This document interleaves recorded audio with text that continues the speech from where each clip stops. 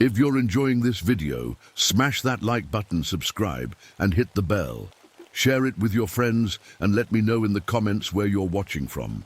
Every like and subscribe helps the channel grow. My name is Michael Thornton. I've been a park ranger in these Appalachian Mountains for almost 20 years now. Nothing much surprises me anymore, or at least that's what I thought until last autumn. It was a perfect October evening. I was up in my lookout tower watching the sun set over the valley. The light was golden, filtering through the red and orange leaves. Days like these were why I became a ranger in the first place. Just me, the mountains, and that peaceful feeling you get when everything is right with the world.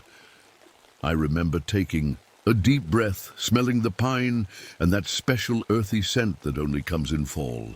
I had my coffee mug in one hand and my binoculars in the other, scanning the forest below like I always did before darkness fell. That's when I first noticed something wasn't right. The birds stopped singing. All at once, like someone had flipped a switch. You know how forests are, they're never truly quiet. There's always birds calling, squirrels chattering, leaves rustling. But suddenly, there was nothing. Just this heavy silence that felt like it was pressing down on my ears. I told myself it was nothing. Probably just a storm coming. Animals can sense that kind of thing long before we can. I checked the sky, but it was clear. Not a cloud in sight. Still, I brushed it off. Weather in the mountains can change fast. My radio crackled to life. Startling. Me in the silence. Tower 3, this is base. You copy? It was Jenkins from the main station. I picked up the radio. This is Tower 3. What's up, Jenkins? Getting some weird calls from folks near Point Pleasant. They're seeing strange red lights in the sky. Thought it might be a fire, but doesn't look like it. Probably just some kids with flares or something. Or UFOs, I joked. You know how people get, Jenkins laughed. Yeah, well, keep an eye out anyway. Let me know if you see anything odd. I didn't think much of it then. People see things all the time in these woods. Their imaginations run wild, especially when it gets dark. The next morning, I was out on my usual patrol when I found it. A deer carcass like none I'd ever seen before. I've seen plenty of animal kills in my time. Wolf, bear, mountain lion, they all leave their marks in different ways. But this was something else.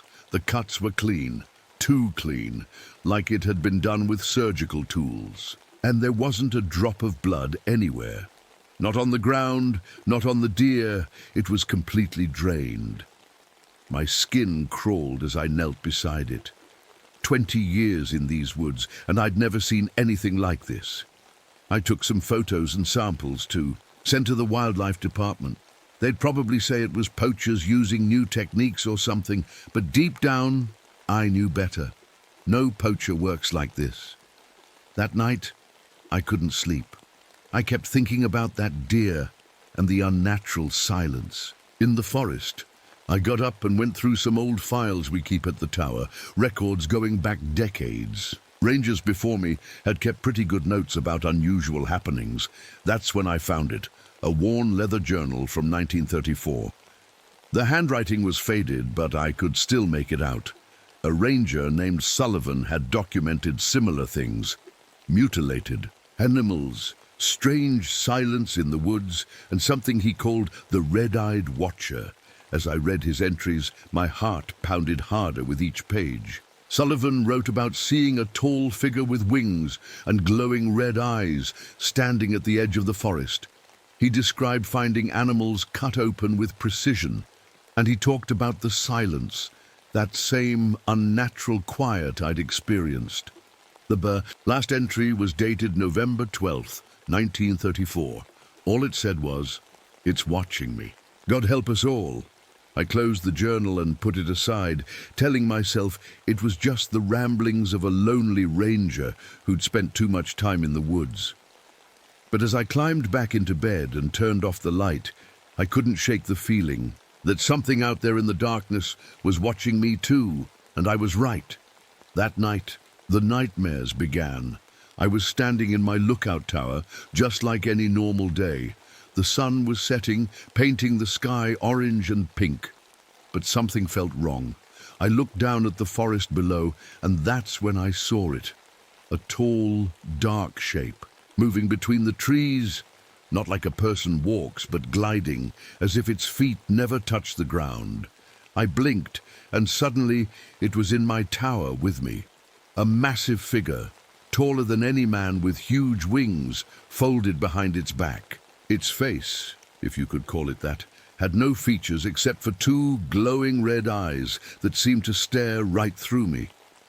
I woke up drenched in sweat, my heart pounding so hard I could feel it in my throat. Just a dream, I told myself. Just a dream. But the next morning, Dave Davis, the other ranger on duty, came to my cabin with a strange look on his face. "Mike," he said, "you might want to come see this." I followed him outside to the base of my lookout tower. There, pressed into the soft earth, were footprints, but not like any I'd ever seen before. They were huge, twice the size of my boot, and shaped all wrong. Not quite animal, not quite human. "What do you think made these?" Dave asked, his voice low. I shook my head. "No idea. Maybe a bear with deformed paws." Even as I said it, I knew that wasn't right. "Bears don't leave prints like this. They go all the way around your tower," Dave said, like something was circling it, watching. I felt cold despite the morning sun. The word from that old journal, "watcher," echoed in my head.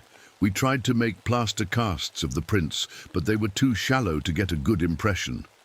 By afternoon, a light rain had washed them away completely, almost like they'd never been there at all. 3 days later, Marcus Holloway didn't come home from his hunting trip. Marcus was a local guy, been hunting these woods since he was a kid. He knew them as well as I did, maybe better. I joined the search party. We spent hours combing the forest, calling his name until our voices were hoarse. Just when we were about to call it quits for the day, one of the volunteers radioed in. They'd found him. I wish they hadn't. Marcus was lying in a small clearing. His eyes were gone, not gouged out messily like an animal would do, but removed clean, like in surgery. On his chest, strange symbols had been carved into the skin. They didn't look like any language I'd ever seen. The medical examiner couldn't explain it. No animal tracks nearby, no signs of a struggle. It was like he'd just laid down and let someone or something do this to him. That night, as I sat in my cabin with the doors locked and my rifle across my lap, the radio beside me suddenly crackled to life. Through the static, I heard voices, whispers talking about a bridge collapsing and people drowning. I tried to respond, to ask who was speaking, but the voices just kept whispering, talking about events that hadn't happened yet. Then the radio went dead.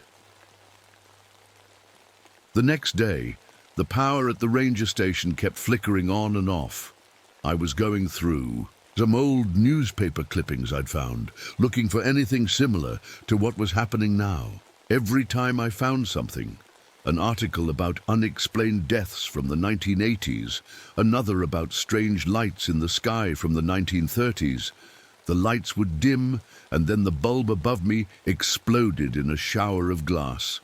It was trying to stop me from learning more. I was sure of it. That evening, as the sun was setting, I saw it for the first time. Not in a dream, but for real. I was looking out my cabin window, and there it was, a tall, dark shape with what looked like wings, standing between two trees at the edge of the forest. It was only there for a second before it disappeared, like a shadow melting into the darkness, but I knew what I'd seen, and I knew it was watching me. The next day, another hunter went missing, Alan Bryce. He'd gone out to check his traps and never came back. We organized another search party, but all we found was his rifle. It was bent completely in half, like it had been crushed by something impossibly strong. I was starting to feel like I was losing my mind. I needed answers, so I drove to the community college in Point Pleasant to talk to Professor Hamilton. He taught folklore and local history, and if anyone would know something about what was happening, it would be him. I showed him the journal, told him about the footprints, the deaths, everything. I expected him to think I was crazy, but he just nodded slowly, like he'd heard it all before. "There are things in this world that exist outside our understanding," he said quietly. "Entities that move between dimensions, that feed on fear and tragedy.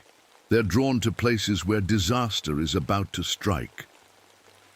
You're saying this thing, whatever it is, it's here because something bad is going to happen?" I asked. Hamilton looked at me with sad eyes. "I'm saying, Ranger Thornton, that it might already be too late to stop it. As I drove back to my cabin that night, I couldn't shake the feeling that something was following me.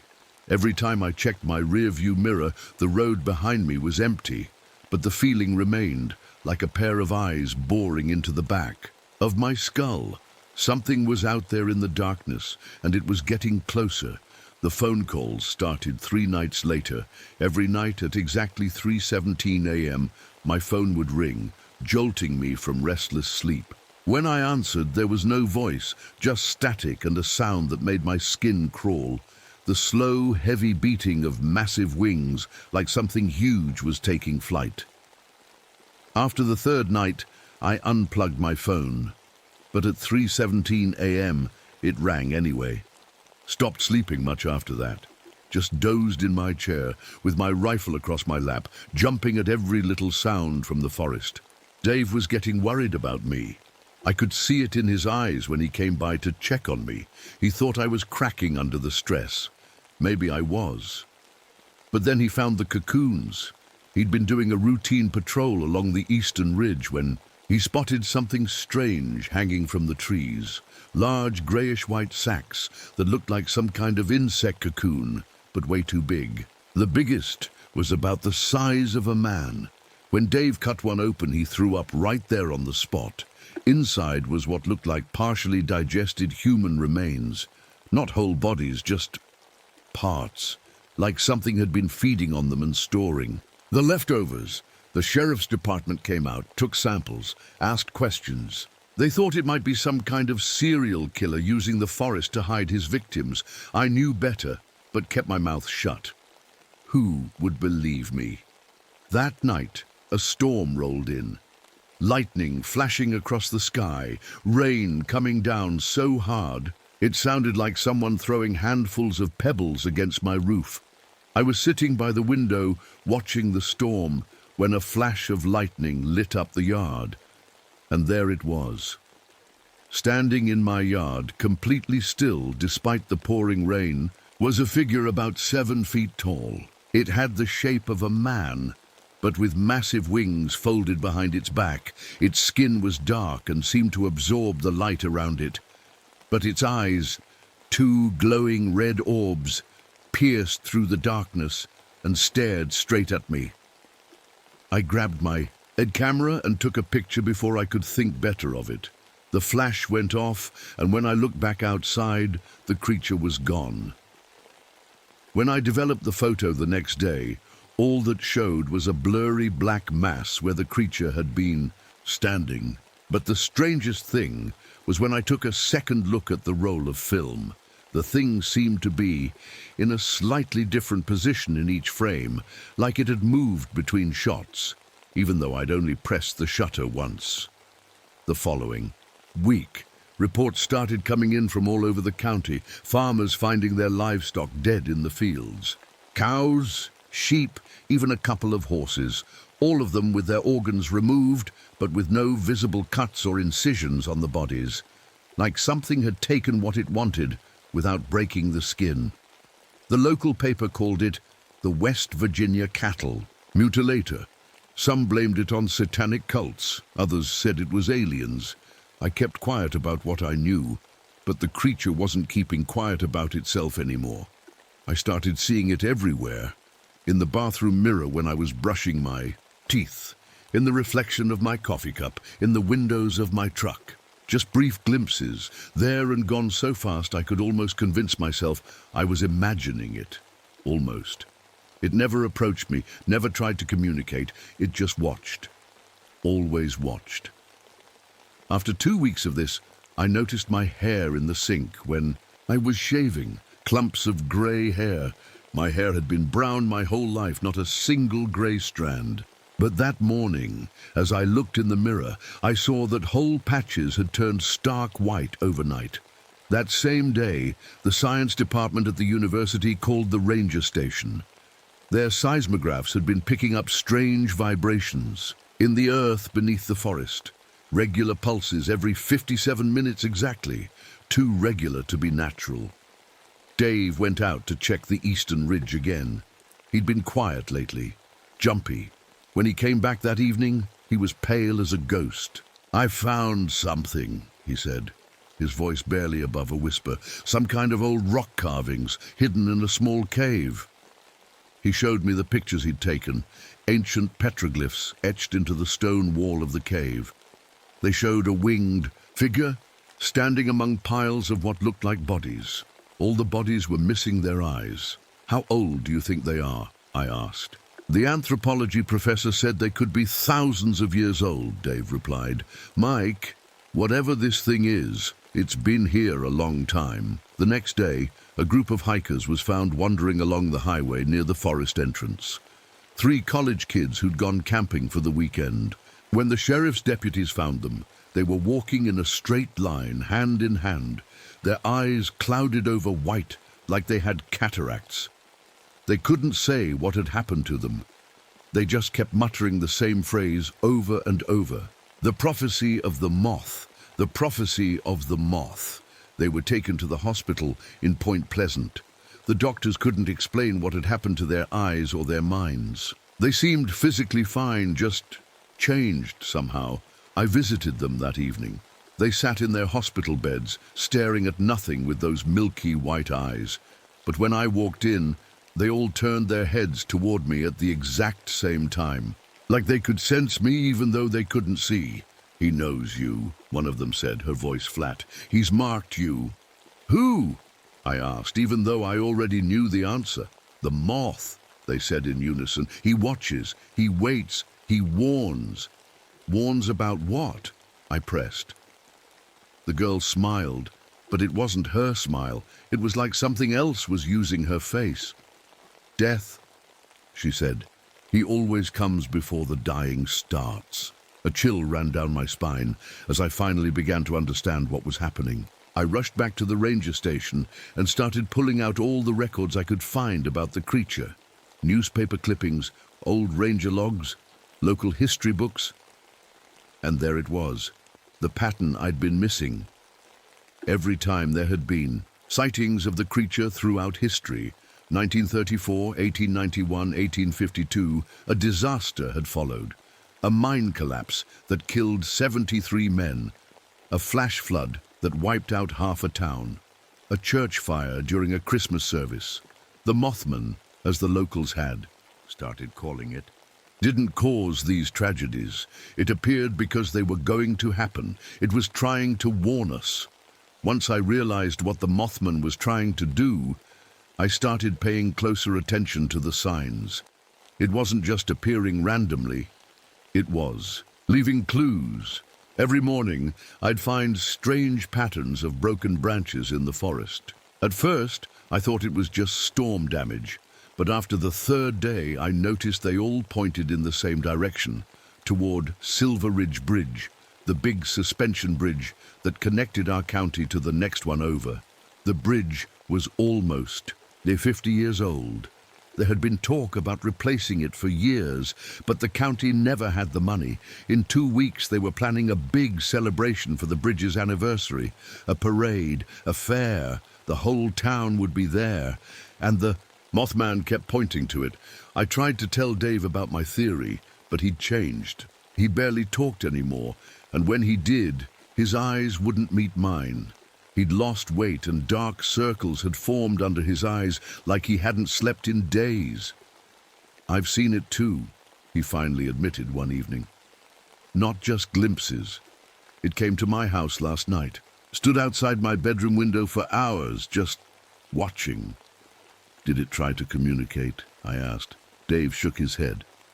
No, but I understand anyway. He tapped his temple. It's in here now, showing me things. Before I could ask what he meant, my watch stopped. I glanced down at it, 3:17 p.m. When I looked back up, I saw something that made my blood run cold. There, in broad daylight, standing at the edge of the tree line, was the Mothman. It had never appeared during the day before. Its wings were partially open, and those red eyes glowed even in the sunlight. It raised one long, thin arm and pointed directly at me. Then it was gone. Dave saw it too. His face went white, and he started backing away from me.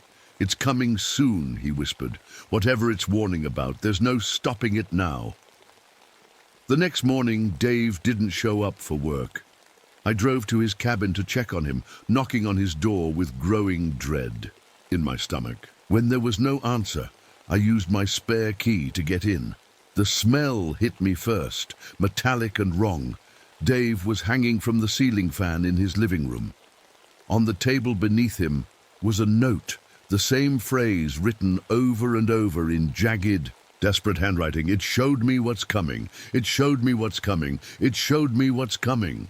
I called the sheriff, went through all the motions you're supposed to go through when you find your friend dead. But my mind was somewhere else, trying to piece together what Dave had seen that was so terrible. It drove him to this. I decided I had to get out of there, just for a day or two, clear my head. I threw some clothes in a bag and got in my truck, planning to drive to my sister's place a few counties over. I made it about 10 miles before my engine suddenly died. The truck rolled to a stop in the middle of the empty road. When I tried to restart it, nothing happened, not even a click. And then I saw it, standing in the middle of the road ahead of me, the Mothman. It slowly spread its massive wings until they stretched from one side of the road to the other, blocking my path completely. For a long moment, we just stared at each other, me through the windshield, it with those glowing red eyes. Then it tilted its head like it was curious about what I would do next. My radio turned on by itself, static hissing through the speakers, and then, through the static, I heard Dave's voice. "Mike, you have to warn them. The bridge, Mike. Warn them about the bridge." It wasn't really Dave, I knew that. The creature was using his voice somehow to try to make me understand. "What about the bridge?" I said aloud, not even sure if it could hear me. The radio crackled. "Warn them, save them." The Mothman folded its wings and took a step toward my truck. I wanted to run, to get out and sprint in the other direction, but I couldn't move. Those red eyes held me in place. It raised its arm again and pointed back the way I had come. Back toward town, back toward the bridge. My engine suddenly roared to life by itself. When I looked back at the road, the creature was gone. I turned around and drove straight to the sheriff's office. Sheriff Williams had known me for 20 years. If anyone would listen to me, it would be him. But as I tried to explain what I'd seen, what I'd figured out, I watched his expression change from concern to disbelief to something close to pity. "Mike," he said when I finally ran out of words, "you need to take some time off. Dave's death hit you hard, I get that. But this talk about moth creatures and bridge disasters, it's not healthy." "I'm not making this up," I insisted. "Look at the pattern. Look at the records. This thing appears before tragedies. It's trying to warn us about the bridge." Williams sighed. "The bridge was inspected last month. It's perfectly safe." "Then explain the dead animals. Explain Marcus Holloway and Alan Bryce. Explain those hikers with the white eyes." "We're investigating all those incidents," he said firmly. "But I won't have you causing a panic over some local superstition." No matter what I said, he wouldn't believe me. Nobody would. They all thought I was stressed, traumatized by finding Dave. Maybe I was, but that didn't mean I was wrong. Over. The next few days, strange things started happening all over town. The weather shifted dramatically. Unseasonal storms, sudden temperature drops. Electrical systems went haywire.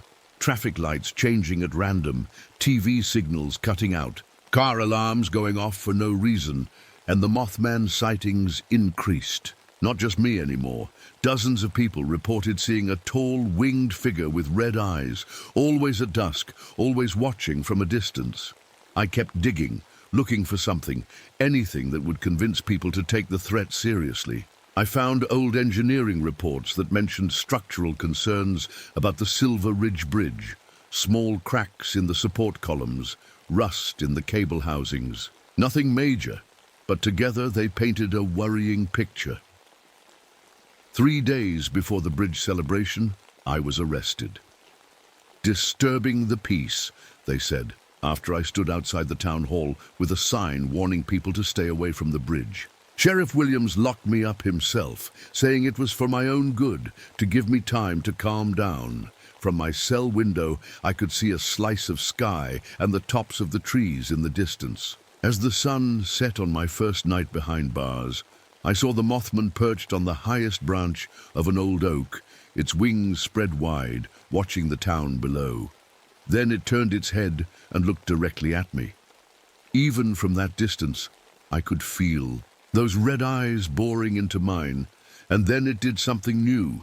It held up what looked like papers, unfolding them in its long fingers. Though I couldn't possibly see the details from so far away, somehow I knew exactly what they were. Blueprints of the bridge, with all its weaknesses marked in red. I pounded on my cell door, screaming for someone to listen. The night deputy came running, probably thinking I was having some kind of breakdown. "Please," I begged him, "call the county engineer. Have them check the bridge supports. Something's wrong with them. Something's going to happen." He just shook his head and walked away. That night, I barely slept. Every time I closed my eyes, I saw visions of the bridge shaking, support cables snapping, cars plunging into the icy river below. I couldn't tell if they were nightmares or if the Mothman was somehow putting these images in my head. Either way, I knew what was coming, and I was the only one who could stop it. I spent 2 days in that cell, begging anyone who would listen to check the bridge. The deputies started avoiding my cell entirely. They thought I'd lost my mind. Maybe I had, but on the morning of the 3rd day, something changed. The cell door opened and there stood Deputy Collins, looking uncomfortable. "You're free to go," he said, not meeting my eyes. "What? Why?" I asked, suspicious. "Sheriff says the 48-hour hold is up. You haven't been charged with anything." As he walked me to the front desk to collect my belongings, I noticed he kept glancing at me like he wanted to say something, but couldn't find the words. "What is it, Collins?" I finally asked. He hesitated, then spoke in a low voice. "My kid brother was fishing under the bridge yesterday. Said he heard strange noises, like metal groaning." My heart skipped a beat. "Did he tell anyone?" Collins nodded. "Called the highway department. They sent someone out to look, but they said everything was fine." He paused. "But Bobby swears he saw something, standing on top of the bridge tower. Something with wings." I grabbed his arm. "Collins, you have to help me. Today's the celebration. There'll be hundreds of people on that bridge." "What do you expect me to do? Sheriff would have my badge if I started telling people to stay away." "Just help me block the entrance," I pleaded, "just long enough to get someone to really check the structure. Please." I could see him wrestling with the decision. Finally, he sighed. "Meet me at the north end of the bridge in an hour. I can't promise anything, but I'll listen." As I walked out of the station, I could feel eyes on me. Not human eyes. I looked up at the roof of the building across the street, and there it was, the Mothman, perched like a gargoyle, watching me. But now, for the first time, I wasn't afraid of it. I understood now. It had been trying to help all along. I nodded. To it, a silent acknowledgement. It tilted its head, those red eyes glowing even in the morning light.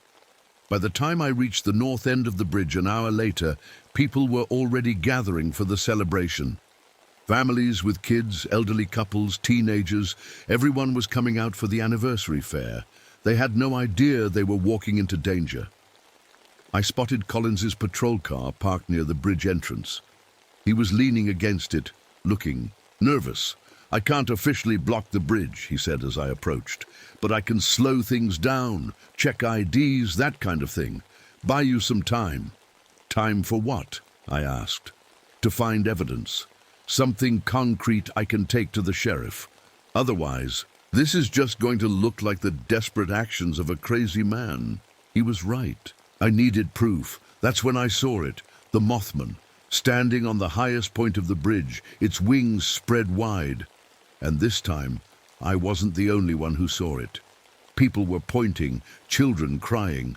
Some pulled out their phones to take pictures. "Do you see it?" I asked Collins. His face had gone pale. "What the hell is that thing?" Before I could answer, a loud crack echoed across the water. The sound of metal under stress. Collins grabbed his radio. "This is Deputy Collins at Silver Ridge Bridge. We need to evacuate immediately. Possible structural failure." But it was already starting to happen. The bridge gave another groan, louder this time. People began to scream, running in both directions. Collins jumped into action, directing traffic away from the bridge, using his car to block new vehicles from entering. I ran to help, waving people back toward land. Most were already fleeing in panic after seeing the Mothman and hearing the bridge's ominous sounds. But then I heard tires screeching. A pickup truck was trying to drive around Collins's blockade. It sideswiped the patrol car, sending it lurching forward onto the bridge approach. Collins was caught between them, trying to jump clear. The truck and patrol car, now locked together, slid onto the bridge. Collins was hanging onto the side of his cruiser, trying to get the door open. Without thinking, I ran after them. The bridge was shaking now. Small vibrations I could feel through my boots. I was about 20 feet onto the bridge when the Mothman appeared directly in front of me, blocking my path. Its wings spread wide, those red eyes pulsing with an urgent light. "Get out of my way," I shouted. "I have to help him." The creature didn't move. Behind it, I could see Collins finally getting free of the cruiser, limping toward land. Then came a sound I'll never forget, the scream of metal cables snapping. One of the main support cables whipped free, slicing through the air like a giant steel snake. The Mothman moved with incredible speed. It grabbed me, wrapping those massive wings around my body. I fought against it, trying to break free, to run toward Collins and the others still on the bridge. Then the section of road where I had been standing collapsed. If the Mothman hadn't pulled me back, I would have fallen with it. I watched in horror as the center section of the bridge gave way. The patrol car and pickup truck slid into the growing gap, plunging into the river below. Other vehicles too, the ones that hadn't made it off in time. The Mothman released me and I fell to my knees on the stable part of the road. All around was chaos, people screaming, emergency sirens wailing in the distance. The creature stepped back, those red eyes fixed on mine. There was no malice there, no evil, just a deep, ancient awareness. It had done what it came to do, warn us, save as many as it could. Then it spread its wings and rose into the air, hovering for a moment before disappearing into the sky.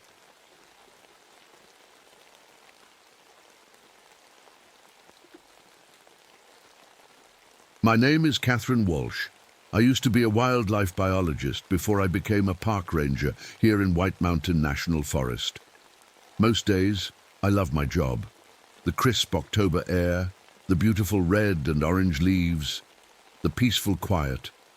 But today isn't most days. I'm hunched over some strange tracks at the edge of Whispering Pines campground, and something isn't right. These look like wolf prints, but wolves haven't been spotted in this part of New Hampshire for decades. And these tracks, they show signs of walking on two legs, not four. The claw marks are unusually deep too, like whatever made them is heavier than a normal wolf. I take photos and make some plaster casts of the best prints. The weird thing is how these tracks circle the campground. They don't cross through it. like an animal just passing by. They go all around it, like whatever made them was checking the place out. When I show the tracks to my boss, Senior Ranger Gregory Thompson, he just laughs. "Katie, you're overthinking this," he says, not even bothering to look closely at my casts. "Probably just some coyotes. That biology degree of yours has you seeing mysteries where there aren't any." I bite my tongue. Thompson's a good ranger, but he's old school.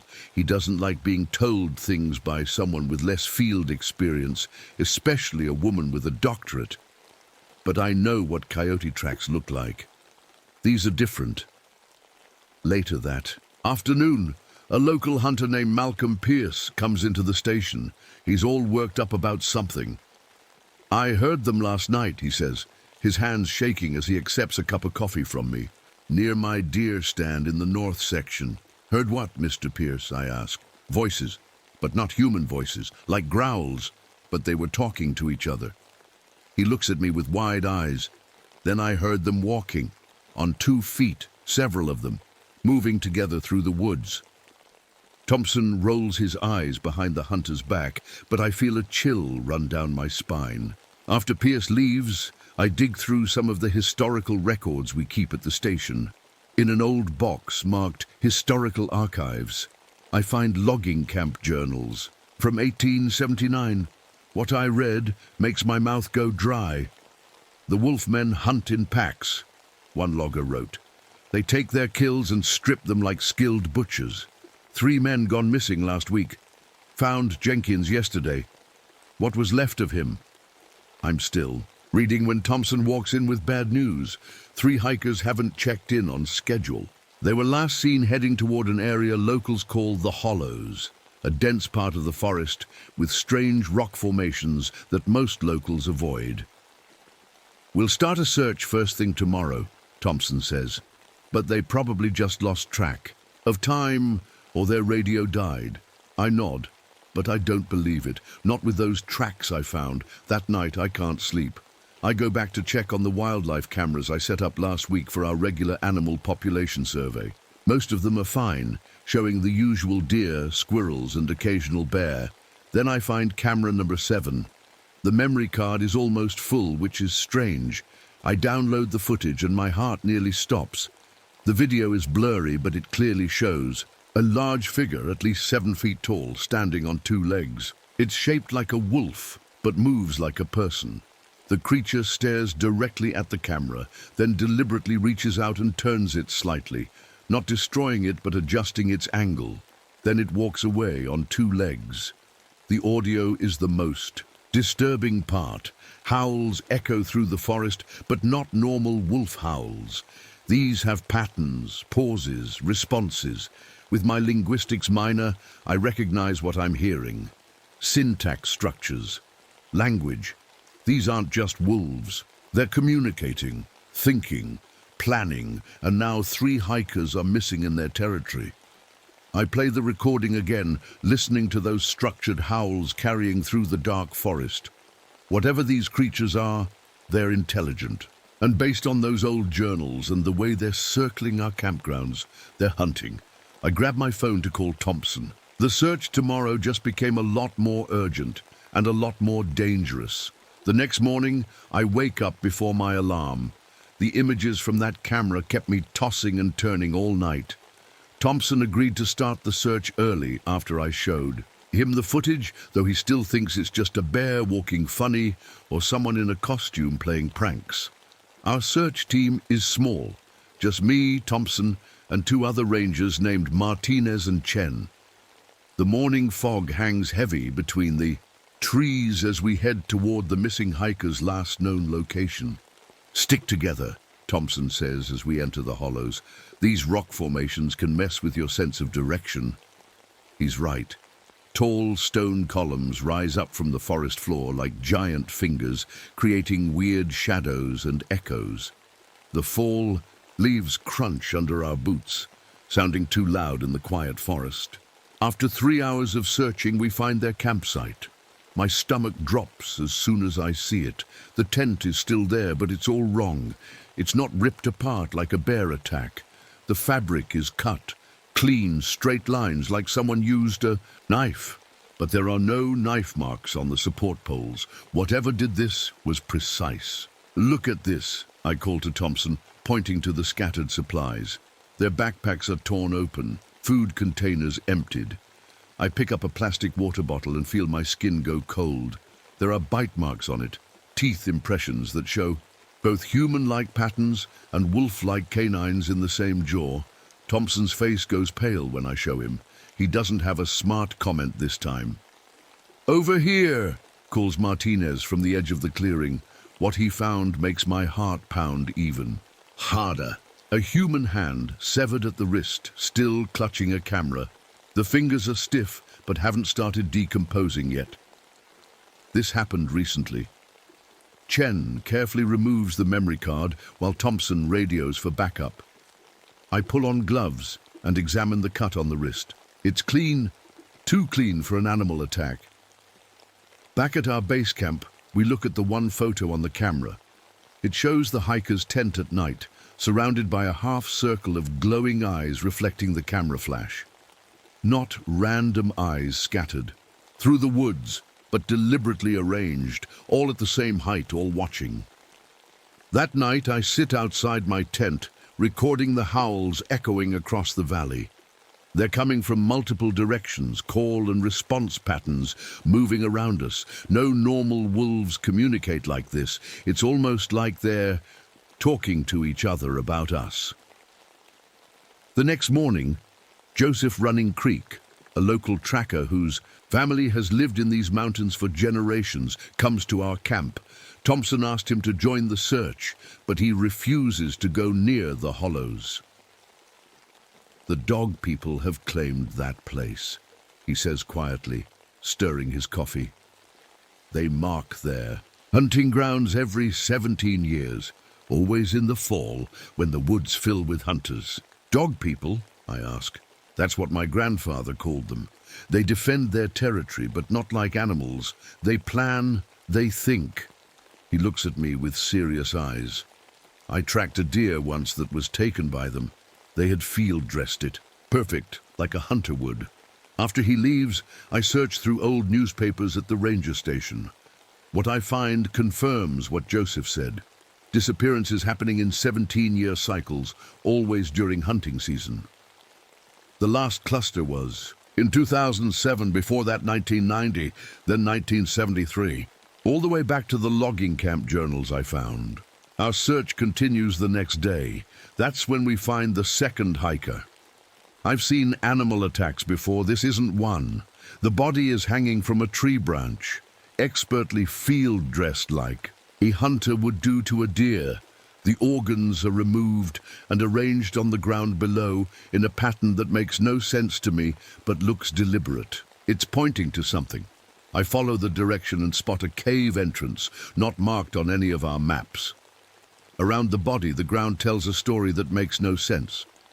There are massive wolf prints alongside bare human footprints. Sometimes they merge, showing half-human, half-wolf impressions, as if something is changing as it walks. That evening, we send up thermal imaging drones to search the area. On the screens, we watch as multiple large heat signatures move through the forest. They're walking upright, keeping perfect distance from each other like soldiers on patrol. Sometimes they stop and communicate, then change formation. They're not just animals, they're hunting us as a team, and we have no idea what we're really dealing with. We're back at our base camp, trying to make sense of what we've found, when our radios crackle. "Movement at the perimeter, south side," Chen's voice shouts. We rush out to find the third missing hiker stumbling toward our camp. His clothes are torn and bloody, his face pale as a ghost. Before we can reach him, his legs give out and he collapses to the ground. "They're learning from watching us," he mumbles, as Thompson and I carry him to the medical tent. "They watch everything we do." Martinez, who used to be a paramedic, checks him over. The hiker has deep cuts on the backs of his legs. Precise cuts that hit exactly where the hamstring muscles are. Not random claw marks, but careful slices that would make it impossible to run fast. "What happened out there?" I ask gently, holding a cup of water to his lips. We were setting up camp when I felt watched, he whispers. His eyes keep darting to the trees outside our camp. At first we saw nothing. Then we noticed them, standing, perfectly still at the edge of the trees, just watching. He takes a shaky breath. They would copy us. If Jeff waved his arms to scare them off, one would wave back. When Maria checked her compass, one tilted its head like it was studying what she was doing. The hiker grabs my arm suddenly. They stood like that for hours, just watching us. Then at night they came. They knew exactly where we kept the knife, the flashlights. They knew which tent was which, like they'd been studying us the whole time. He doesn't last the night. Blood loss and shock take him around 2 a.m. His last words are garbled, something about they're not animals and they know what they're doing. With the sun up, Thompson decides we need to look for this research station the dying hiker mentioned. We follow clues from the thermal imaging and tracks, moving deeper into the forest than any of our maps show. 6 hours later, we find it, an old wooden cabin, half collapsed and hidden by thick vines. Inside, the air smells musty and wild. What we find makes my blood run cold. The walls are covered with papers, decades of observation notes on human hunting techniques. There are drawings of rifle parts, detailed studies of hunting blinds, and notes on how humans track animals. Look at this, Martinez calls, holding up a stack of papers with shaking hands. They're drawings, detailed sketches of human muscles and organs. Next to them are what look like butchering diagrams, with handwritten notes in strange symbols that almost look like a mix of claw marks and letters. These creatures aren't just predators, I say, my mouth dry. They're studying us, learning how we hunt so they can hunt us better. That night we double the security at our base camp. Motion sensors, tripwires with bells, the works. Everyone is on edge after what we found at the cabin. Around midnight, Martinez notices something wrong. The perimeter alarms have stopped sending signals, not because they were triggered, but because something cut them somehow. Whatever did, it knew exactly how our alarm system worked. In the distance, howls echo through the trees. I pull out my recorder and listen carefully to the patterns. What I hear sends shivers down my spine. They're sharing coordinates, I tell Thompson, pointing. To my map. Listen to the pattern. 3 short howls, pause, 2 long howls. That section repeats, but with slight variations. They're communicating our positions to each other. Thompson looks skeptical until Martinez's radio picks up something disturbing.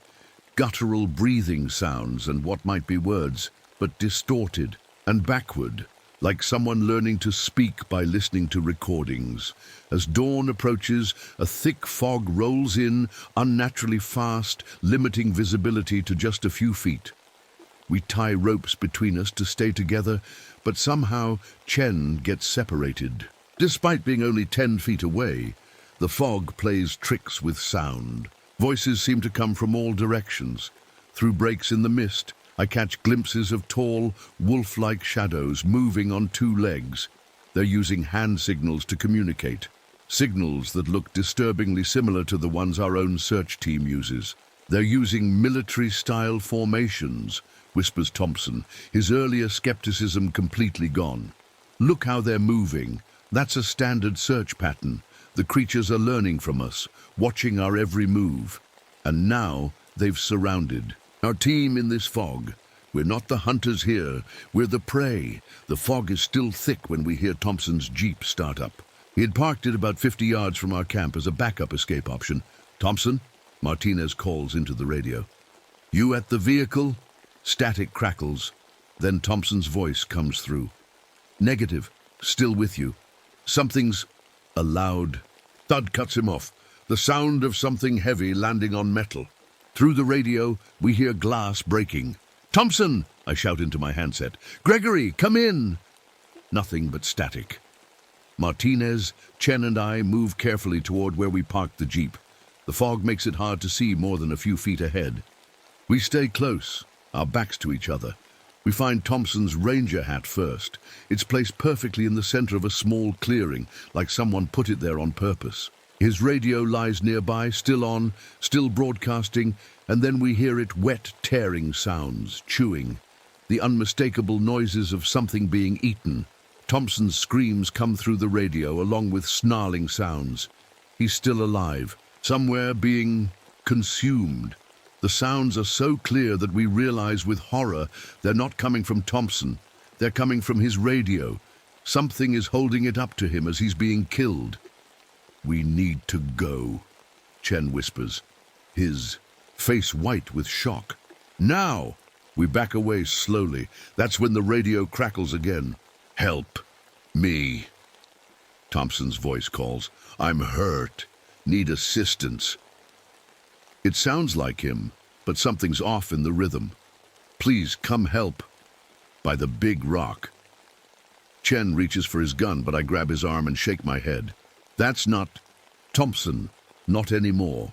We retreat to what's left of our camp and grab only essential gear.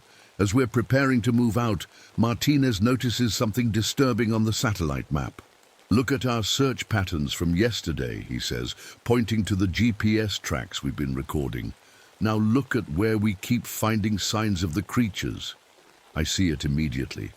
We've been using standard search grid patterns, and the dogmen are setting up along the edges of those grids. They're using our own search method to predict where we'll go next. "They're herding us," I whisper, "like sheep." Night falls as we try to make our way back toward the ranger station. Without Thompson's jeep, we're on foot through dense forest. We use night vision goggles to watch for movement. What we see stops us cold. The creatures, the dogmen, are using tools. Not simple sticks, but complex traps, snares made from braided plant fibers, weighted nets hung in the trees, even trip lines connected to spear traps, all sized perfectly for human proportions. Through the night vision, I spot what must be their leader, a massive dogman standing over 8 feet tall, directing the others with complex hand signals and facial expressions. The intelligence in its movements is unmistakable. "Look how they disabled the jeep," Chen whispers, pointing to fresh tracks near a fallen tree. The creatures had watched Thompson perform maintenance on the vehicle that morning. Now they've copied his actions, removing the same parts he had checked. Gripping our escape route, as we move through the darkness, we find more disturbing signs of their intelligence. Near a small cave, we discover preserved human organs, mostly brain tissue, stored in naturally cold rock chambers. Why they're collecting them, I can't begin to guess. They're picking us off in a specific order, Martinez realizes as we check our maps again. First, they took the hikers, the easiest targets, then Thompson, our leader. They understand our social structure. By sunrise, we're exhausted and terrified. We've been on the move all night, trying to stay ahead of the pack. But as the morning light filters through the trees, we see them, shadowy figures positioned just inside the tree line, surrounding us. We count at least 12, standing perfectly still, watching our every move. They're learning from us in real time. Every tactic we try, they counter within minutes. Somehow they're sharing information across miles of forest almost instantly. The howling, I realize. It's not just coordinates. They're describing our behaviors to each other. The three of us huddle together, backs against a large boulder. We've been herded here, I'm sure of it. They've been pushing us in this direction all night. The extraction point is 2 miles east, Chen says, checking the map. If we can make it there, the backup team should be waiting with a helicopter. Martinez nods grimly. They'll be expecting that. They know where we're headed. I look at the dogmen watching us from the trees. They haven't attacked yet. They're waiting for something. They're not just predators, I say quietly. They're strategists. And right now, we're exactly where they want us to be. The sun rises higher as we sit trapped against the boulder. The dogmen haven't moved. They just watch us, their eyes reflecting the morning light. We need to make a run for it, Martinez whispers. The extraction point isn't far. Chen nods, but I notice something odd. The largest dogman, the alpha, has stepped forward from the tree line. It's the first time one has approached us in daylight. The creature stands fully upright, at least 8 feet tall. Its body is covered in thick, dark fur, but its posture is almost human. Its eyes are what disturb me most, amber-colored with an intelligence that feels ancient and calculating. It watches me specifically. Not Martinez, not Chen, me. And it's looking at my field journal and recording equipment with obvious interest. It's studying us, I whisper. No, it's studying me. That's when I notice something else. During our entire ordeal, the dogmen have killed the hikers and Thompson, all men who were armed with hunting rifles or large knives.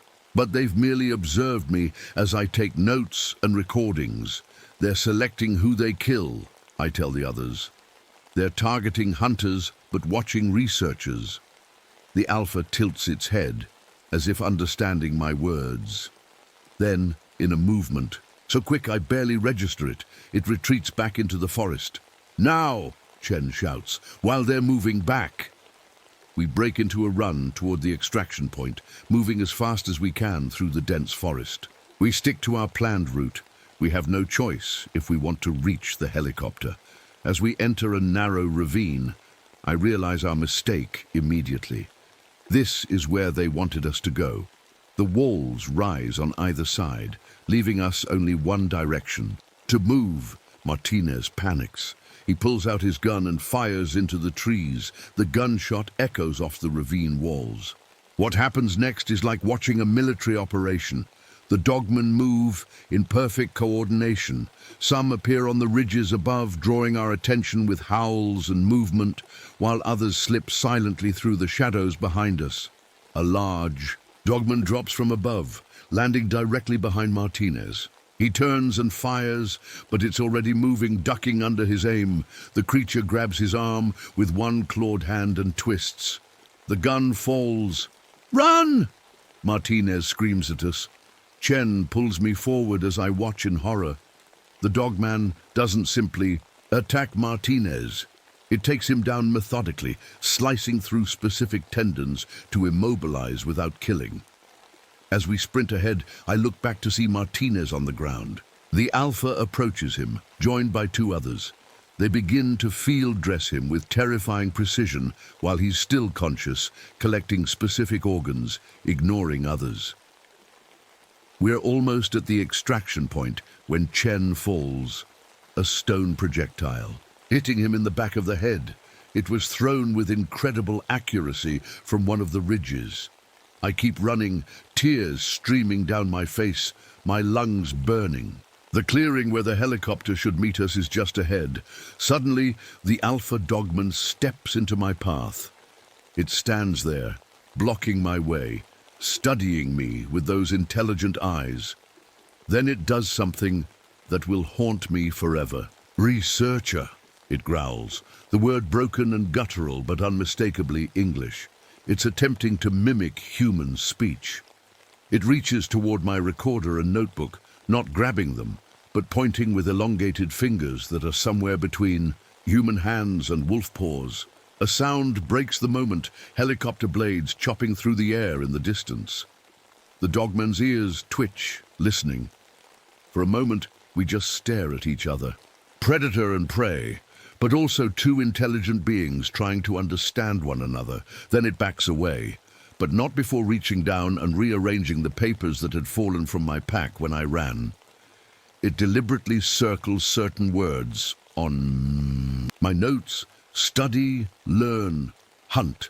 The helicopter appears overhead, its downdraft bending the trees. As I frantically wave my arms, I see dozens of dogmen emerging from hiding places throughout the forest. Far more than we ever estimated.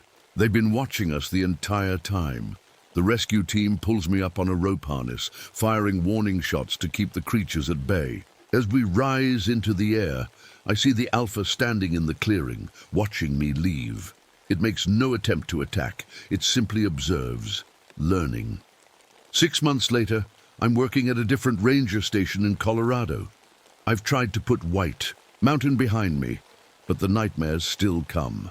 No one fully believed my story, of course. The official report calls it a tragic series of animal attacks, possibly bears or mountain lions. But I know the truth. And I've spent every day since then looking over my shoulder. Today, a package arrived addressed to me. No return address. Inside is my missing field journal, the one I lost during the final chase. The pages are dirty and weathered, but that's not what makes my blood freeze. The journal is filled with new writing, crude but recognizable English words alongside detailed anatomical drawings of humans. The handwriting is awkward, like someone holding a pen for the first time, pressing too hard in some places, too light in others. One page has a map of the national park system with certain areas circled. Another shows sketches of ranger stations across the country. And there on the last page is a drawing of me. Next to it, written in that strange, forced handwriting, "We learn, we watch, we hunt better next time." I close the journal with shaking hands. I need to warn someone, but who would believe me? The dogmen aren't just predators hunting in our forests. They're students learning our weaknesses, our behaviors, our technologies. And according to those old records, next fall will mark 17 years since their last major hunt. They'll be coming again, better prepared, more knowledgeable, more dangerous, and this time they know exactly who I am.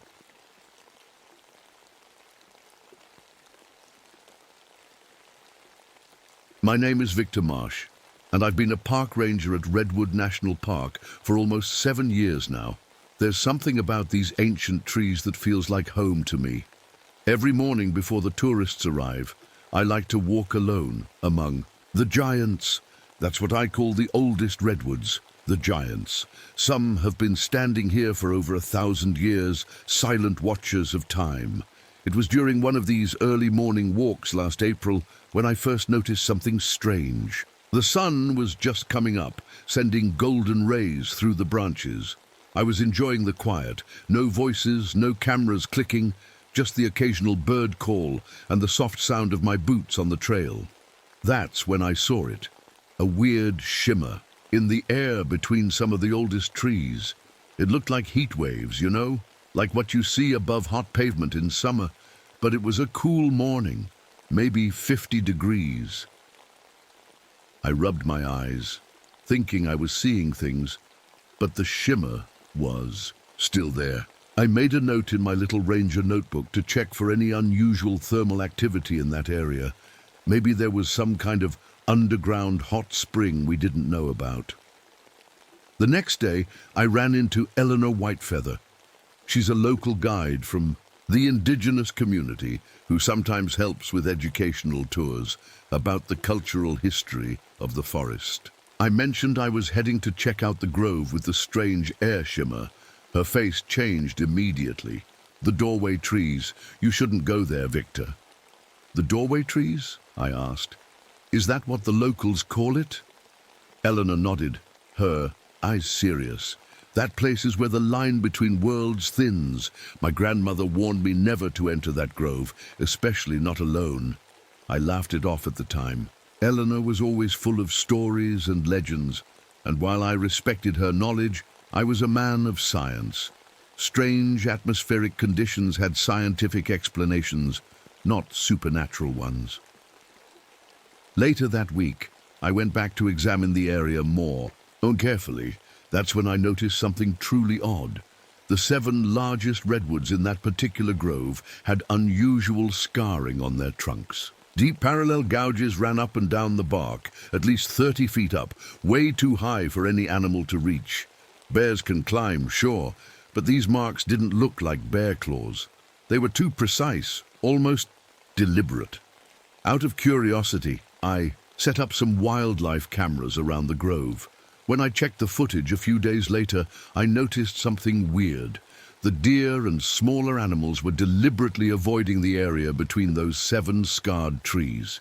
Even when a mountain lion was chasing a deer, the deer took a longer route around rather than cutting through the grove.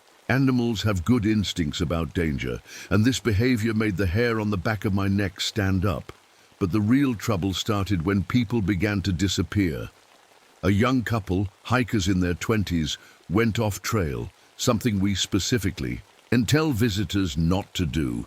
When they didn't return to their campsite that night, we organized a search party. We found their backpacks and water bottles near the edge of that same grove. Their camera was lying on the ground like it had been dropped, in a hurry. When we checked the photos later, my blood ran cold. The last image showed what looked like a tall, impossibly thin figure, partially hidden behind one of the doorway trees. It was blurry, like it was moving fast when the picture was taken, but there was definitely something there that shouldn't have been. Our search teams combed every inch of that section of forest for days. We brought in dogs, helicopters with thermal imaging, everything. No trace of the couple was ever found. But several rangers, myself included, reported hearing voices while searching, distant calls for help that seemed to come from impossible directions, sometimes from above the forest canopy where no human could possibly be. That's when I started digging through the old ranger logs. What I found kept me up at night.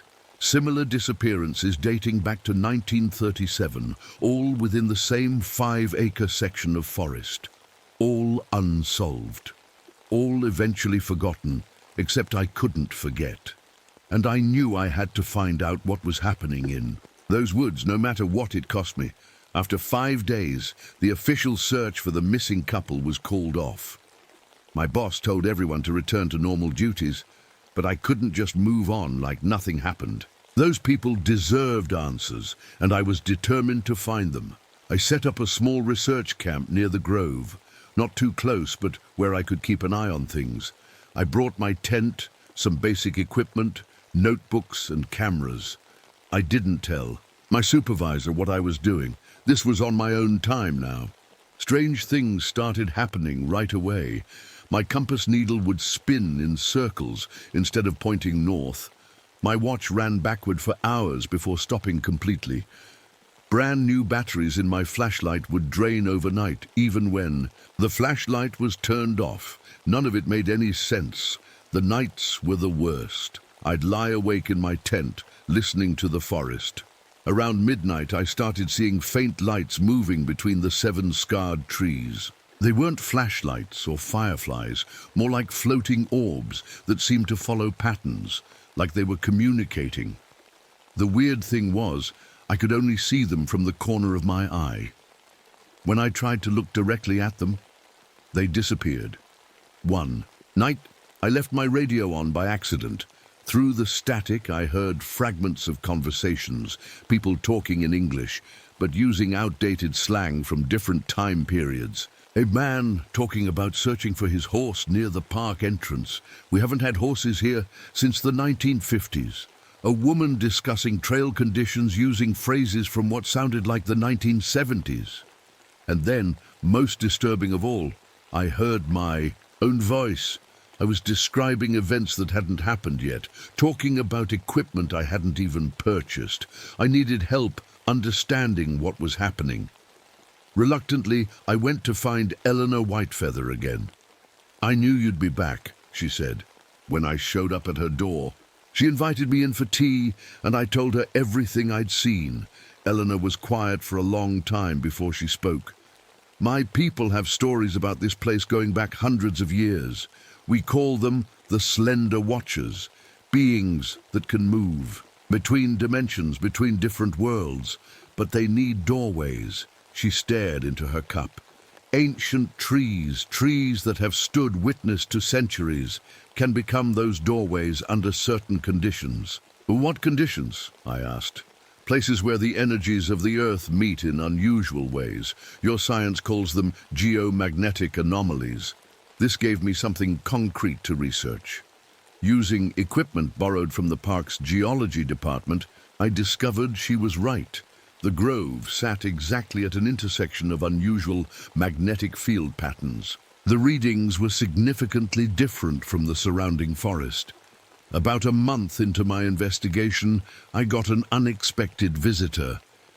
Dr. Julia Reynolds from the University of California had heard about the disappearances through a colleague at the Park Service. She specialized in unusual geological and atmospheric phenomena and brought advanced equipment I could only dream of getting my hands on. Most of my colleagues think I'm crazy, she admitted, as we set up her monitoring devices around the perimeter of the grove. But if even half of what you've documented is true, this could change our understanding of physical reality. Her sonic mapping devices picked up something immediately, ultra-low frequency sounds coming from the center of the grove. They were just below what human ears could hear, but when Dr. Reynolds amplified them for me to listen, my whole body felt wrong. A deep anxiety washed over me, like every cell was screaming, "Run away." As the days passed, things got even stranger. I'd start setting up equipment at my camp in the morning, then suddenly wake up somewhere else in the forest hours later, with no memory of how I got there or what I'd been doing. It was like someone had cut pieces out of my day. Dr. Reynolds made an especially disturbing discovery while researching historical records of the park. She found photographs of the 7 doorway trees from 1937, 1954, 1972, and 1998. In each photo, the surrounding redwoods had grown taller and wider, but those 7 trees hadn't changed at all. Not a single inch of growth in over 80 years. One morning, I checked the trail cameras I'd hidden near the grove. Most showed nothing unusual, but one captured an image that still haunts my dreams. It was a figure that looked almost human, but wrong in every possible way. Its limbs were too long and thin, like they'd been stretched, its joints bent in directions human joints simply can't move. And its fingers, they were like needles, impossibly long and sharp. The next day we found fresh markings carved into the forest floor. Complex symbols arranged in perfect circles around the grove. Dr. Reynolds took photos and spent hours analyzing them. "They're mathematical," she said, her voice shaking with excitement or fear. I couldn't tell which. They could be representing higher dimensions, ways of mapping spaces beyond the 3 dimensions we experience. I didn't fully understand what she meant, but I knew one thing for certain. Whatever was happening in that grove wasn't natural. And it was getting stronger. Despite all our warning signs and the park ranger's attempts to keep people away, a group of 3 hikers ventured too close to the grove one afternoon. I was at my camp reviewing Dr. Reynolds' notes when I heard the first scream. It wasn't like any scream I'd heard before. It echoed from everywhere at once, like the forest itself was screaming. Then more voices joined in, terrified and desperate. I grabbed my radio and called for backup while Dr. Reynolds and I ran toward the grove. The screaming continued for hours, fading in and out like a bad radio signal. Sometimes it sounded close, sometimes miles away, sometimes from underground, sometimes from high above the trees. By the time other rangers arrived, the screams had stopped. We searched until nightfall and found nothing. Then, as the sun was setting, I spotted something near the edge of the grove, a single hiking boot. Inside was a foot, severed cleanly at the ankle. But something was wrong with it. The skin looked like it belonged to an 80-year-old, wrinkled and spotted, even though the boot was new and the size suggested a young man. "It's like it aged decades in minutes," Dr. Reynolds whispered, her face pale in the fading light. That night, I couldn't sleep. I sat outside my tent, watching the grove from a distance. Around 2 a.m., I noticed something that made my skin crawl. The massive trees were moving, not swaying in the wind. There was no wind. They were slowly rotating, the huge trunks turning slightly toward the center of the grove when I wasn't looking directly at them. I'd blink, and a tree would be in a slightly different position. Dr. Reynolds set up radiation detectors the next morning, and they immediately started picking up unusual spikes. Each spike lasted just a fraction of a second and coincided with glimpses of those thin, wrong-looking figures moving between the trees. They were becoming bolder, easier to see. No longer just at night or in peripheral vision. Things got even stranger when I discovered my own footprints in areas of the forest I hadn't visited. Some showed me walking in impossible patterns, straight up vertical surfaces or in perfect circles with no entry or exit tracks. It was like someone or something was pretending to be me, but didn't understand how humans move. The wildlife started, behaving oddly too. Birds flew in perfect geometric shapes, not natural flocking patterns, but precise triangles and squares. Deer would stand completely still for hours, all facing the grove, not even blinking. Most disturbing were the insects. Ants, beetles, and flies would gather in swarms that briefly took the shape of human-like figures before dispersing. Dr. Reynolds became increasingly fascinated and spent more time near the grove than I was comfortable. She'd talk about breakthrough and contact with growing excitement. I was worried about her, but she was an adult and a respected scientist. I couldn't stop her from doing her research. One morning, she went to collect data alone while I met with my supervisor to try once again to get the area officially closed off. When I returned to camp that afternoon, Dr. Reynolds was gone. Her equipment was still running, recording data. Her voice recorder was still on. I played back the recording, and at first, it was normal. Dr. Reynolds calmly describing readings and observations, but about 30 minutes in, her voice changed. She started speaking faster, more excitedly. "The readings are off the charts," she said. "I can see them now, even in broad daylight. They're watching me from between the trees. They're curious. I think they're trying to communicate." The recording continued for another 10 minutes, her observations becoming stranger. Then her voice changed completely as she simply said, "They're coming through." What followed chilled my blood. The voice was still using the recorder, still speaking English, but it wasn't Dr. Reynolds anymore. It sounded like someone learning to speak for the first time. Perfect pronunciation, but with emphasis on all the wrong syllables, pauses in unnatural places. It described human bodies as interesting temporary arrangements of matter, and time as a quaint local custom. I called for an emergency search and rescue team immediately. 6 rangers volunteered to help me look for Dr. Reynolds. None of us wanted to enter the grove itself, but we knew that's where she had likely disappeared. As we prepared our gear, one of the rangers found Dr. Reynolds' notebook lying open on her equipment case. The pages were filled with increasingly frantic sketches of elongated figures standing between trees. The first drawings were rough and uncertain, but each page showed them more clearly defined, more mathematically precise, as if she was truly seeing them better over time. The last page simply read, "They are windows, not doors." The next morning, our search party approached the grove. None of us wanted to go in, but we had to find Dr. Reynolds. As we crossed the invisible line into the grove, every one of us felt it. A strange pulling sensation on our skin, like our bodies were being gently tugged in different directions. "Does anyone else feel that?" whispered Karen, one of the newer rangers. We all nodded. No one wanted to be the first to say it out loud, to admit something was very wrong with this place. Inside the grove, our equipment failed completely. Watches stopped. Compasses spun uselessly. Cell phones showed no signal, then turned off by themselves. Even stranger were the visual distortions. Trees that looked close would somehow take minutes to walk to. Others that seemed far away would suddenly be right in front of us after just a few steps. "Look at this," called out Mike, the oldest ranger in our group. He was holding Dr. Reynolds' notebook we'd found earlier. "There are more pages filled out, recent entries." That was impossible. We'd had the notebook with us overnight, locked, in my truck.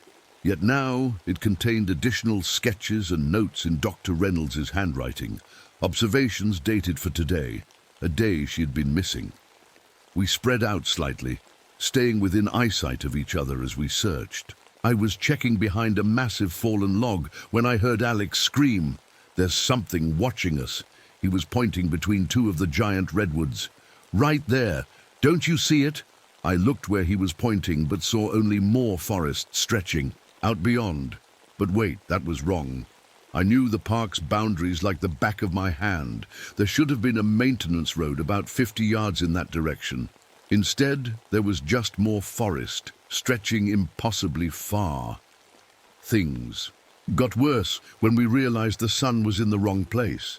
When I looked up through the branches near one tree, the sun was directly overhead, like it was noon.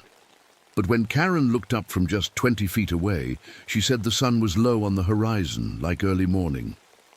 "It's in two places at once," she said, her voice shaking. That's when I noticed the strands. Thin, almost clear threads connecting the 7 main trees like a giant spider web. You could only see them when the light hit just right, shimmering briefly before disappearing. Again, curious, I reached out to touch one. The moment my finger contacted the nearly invisible strand, my mind exploded with visions. Landscapes that couldn't exist on Earth. Skies with multiple suns. Forests where the trees were crystal. Oceans that flowed upward into the clouds. The visions lasted only a second, but I stumbled back, gasping. Our radios had been silent since entering the grove, but suddenly mine crackled to life. A woman's voice came through clearly. "Dr. Reynolds, the search party is now examining the connecting strands," she said calmly. "Victor has just experienced visual hallucinations after physical contact with the filament network. Karen will be the next to disappear. Approximately 4 minutes from now." The radio clicked off. We all stared at each other in horror. The transmission was dated 3 days in the future. "How does she know what we're doing right now?" Karen whispered, backing away from the group.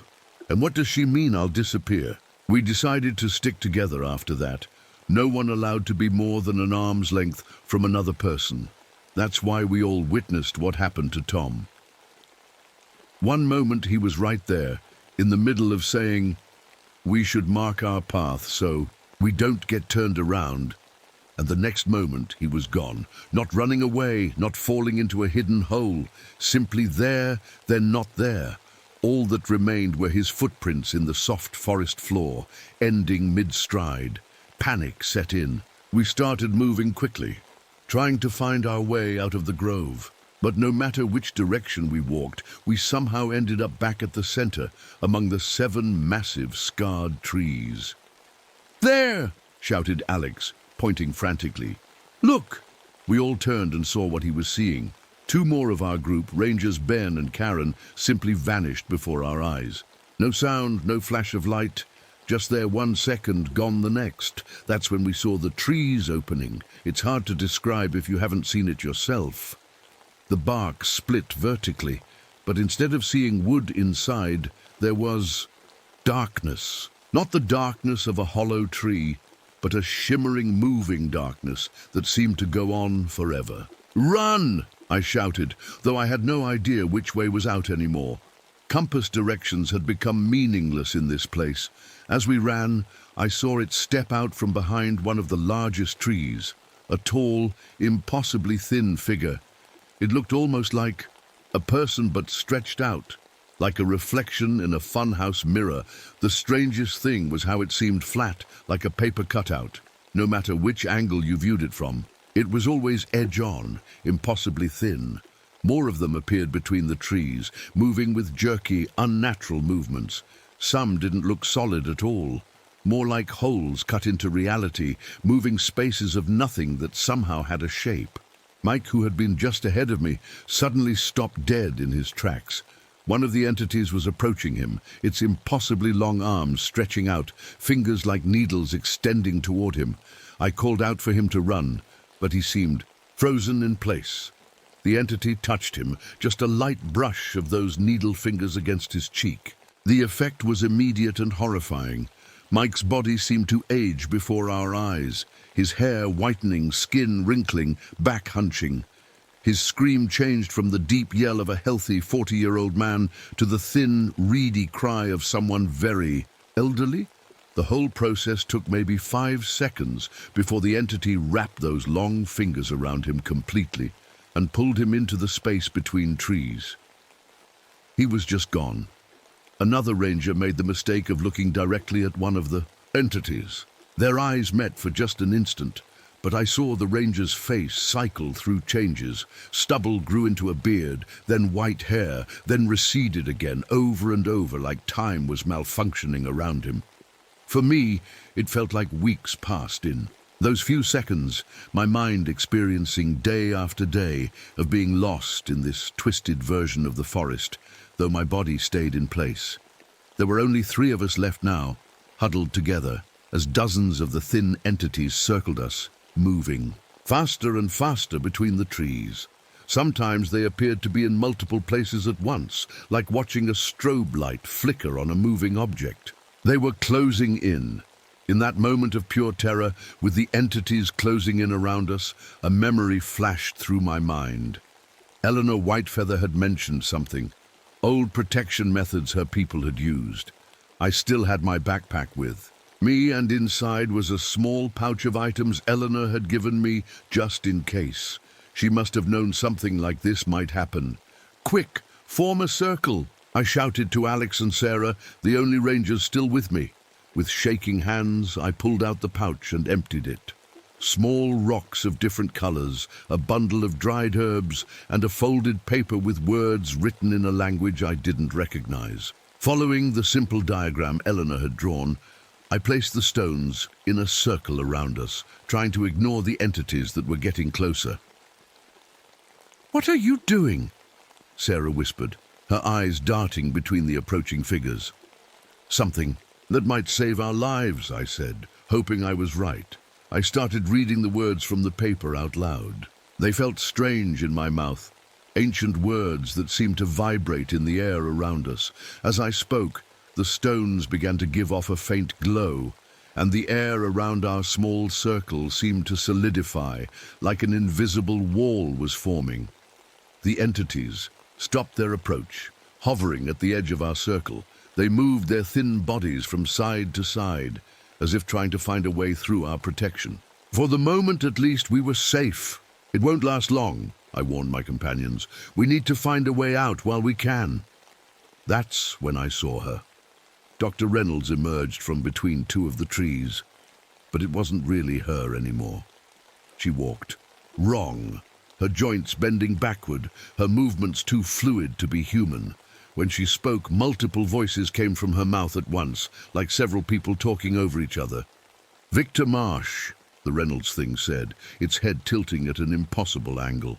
"We have been curious about you."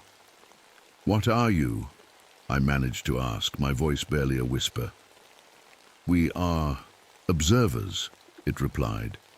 "We exist in more directions than you can perceive. What you call time is merely another spatial dimension to us. Your 3-dimensional world is a flat surface we can step into and out of." The thing wearing Dr. Reynolds' body explained in broken and confusing terms that these entities existed in higher dimensions. They used the ancient redwoods as anchors to stabilize themselves when entering our reality, and they had been studying humans for centuries. "We do not mean harm," it said, though the words seemed to hold no real meaning to it. "Your friends are not dead. They are simply experiencing all moments of their existence simultaneously. It is overwhelming for beings like you. I could feel our protection weakening. The glowing stones were dimming, and the entities were pressing closer. "We need to go now," I said to Alex and Sarah. "When I say run, head for that gap between the trees. Don't stop. Don't look back." The Reynolds thing tilted its head again. "You cannot escape what is already inside you, Victor Marsh. You have touched the filaments. You are connected now." I ignored its words and watched for my chance. The protective circle was failing.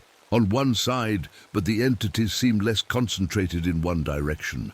"Now!" I shouted, grabbing my remaining companions by their arms. We burst through the weakening barrier and ran as fast as we could toward what I hoped was the edge of the Grove, the entities pursued us, moving with impossible speed.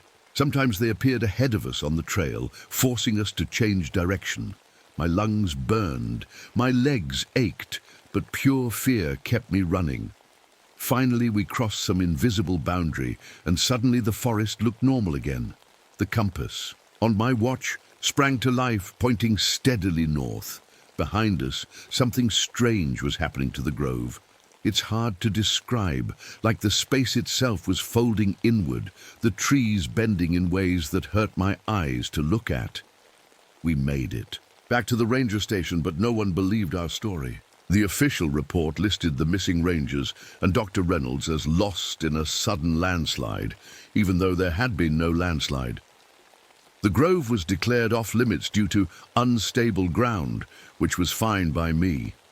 No one should ever go. There again, Alex quit the ranger service a week later. Sarah transferred to a park in another state. I stayed, feeling somehow responsible for keeping people away from that place. That was 5 years ago. I'm still a ranger at Redwood National Park, but I'm not the same person I was. Something changed in me after touching those filaments, just as the Reynolds thing said. I experience time differently now. Sometimes I see brief glimpses of events before they happen. My reflection doesn't always move when I do, sometimes lagging behind or moving slightly ahead. Worst of all are the moments when I catch glimpses of my future self, an older version of me, watching from between perfectly normal trees, not just in the park but anywhere in the world.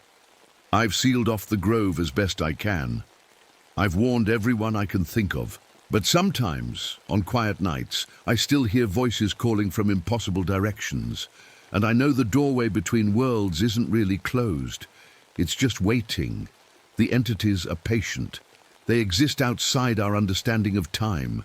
They can wait forever for another chance to study us up close. So if you're ever hiking in Redwood National Park and you come across trail markers warning you away from a particular grove or signs declaring an area closed, please turn around. Go back to the main paths. Stay with other people, and if you ever see a shimmer in the air between ancient trees, like heat waves on a cool day, don't get closer to investigate. Run. Run as fast as you can in the opposite direction, because the forest between worlds is real, and its inhabitants are watching, always watching, from just behind the trees.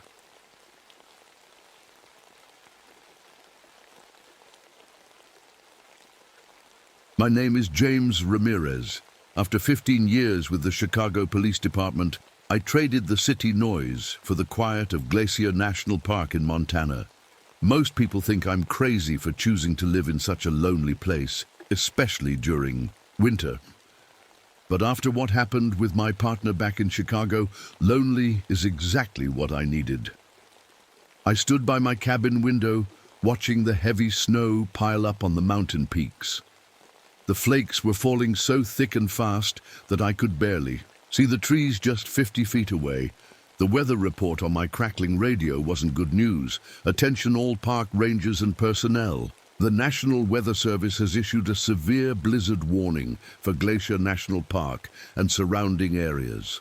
This storm is expected to be the worst in decades, with temperatures dropping below -30 and snowfall exceeding 4 feet. All stations should prepare for isolation periods of at least 1 week. Emergency protocols are now in effect.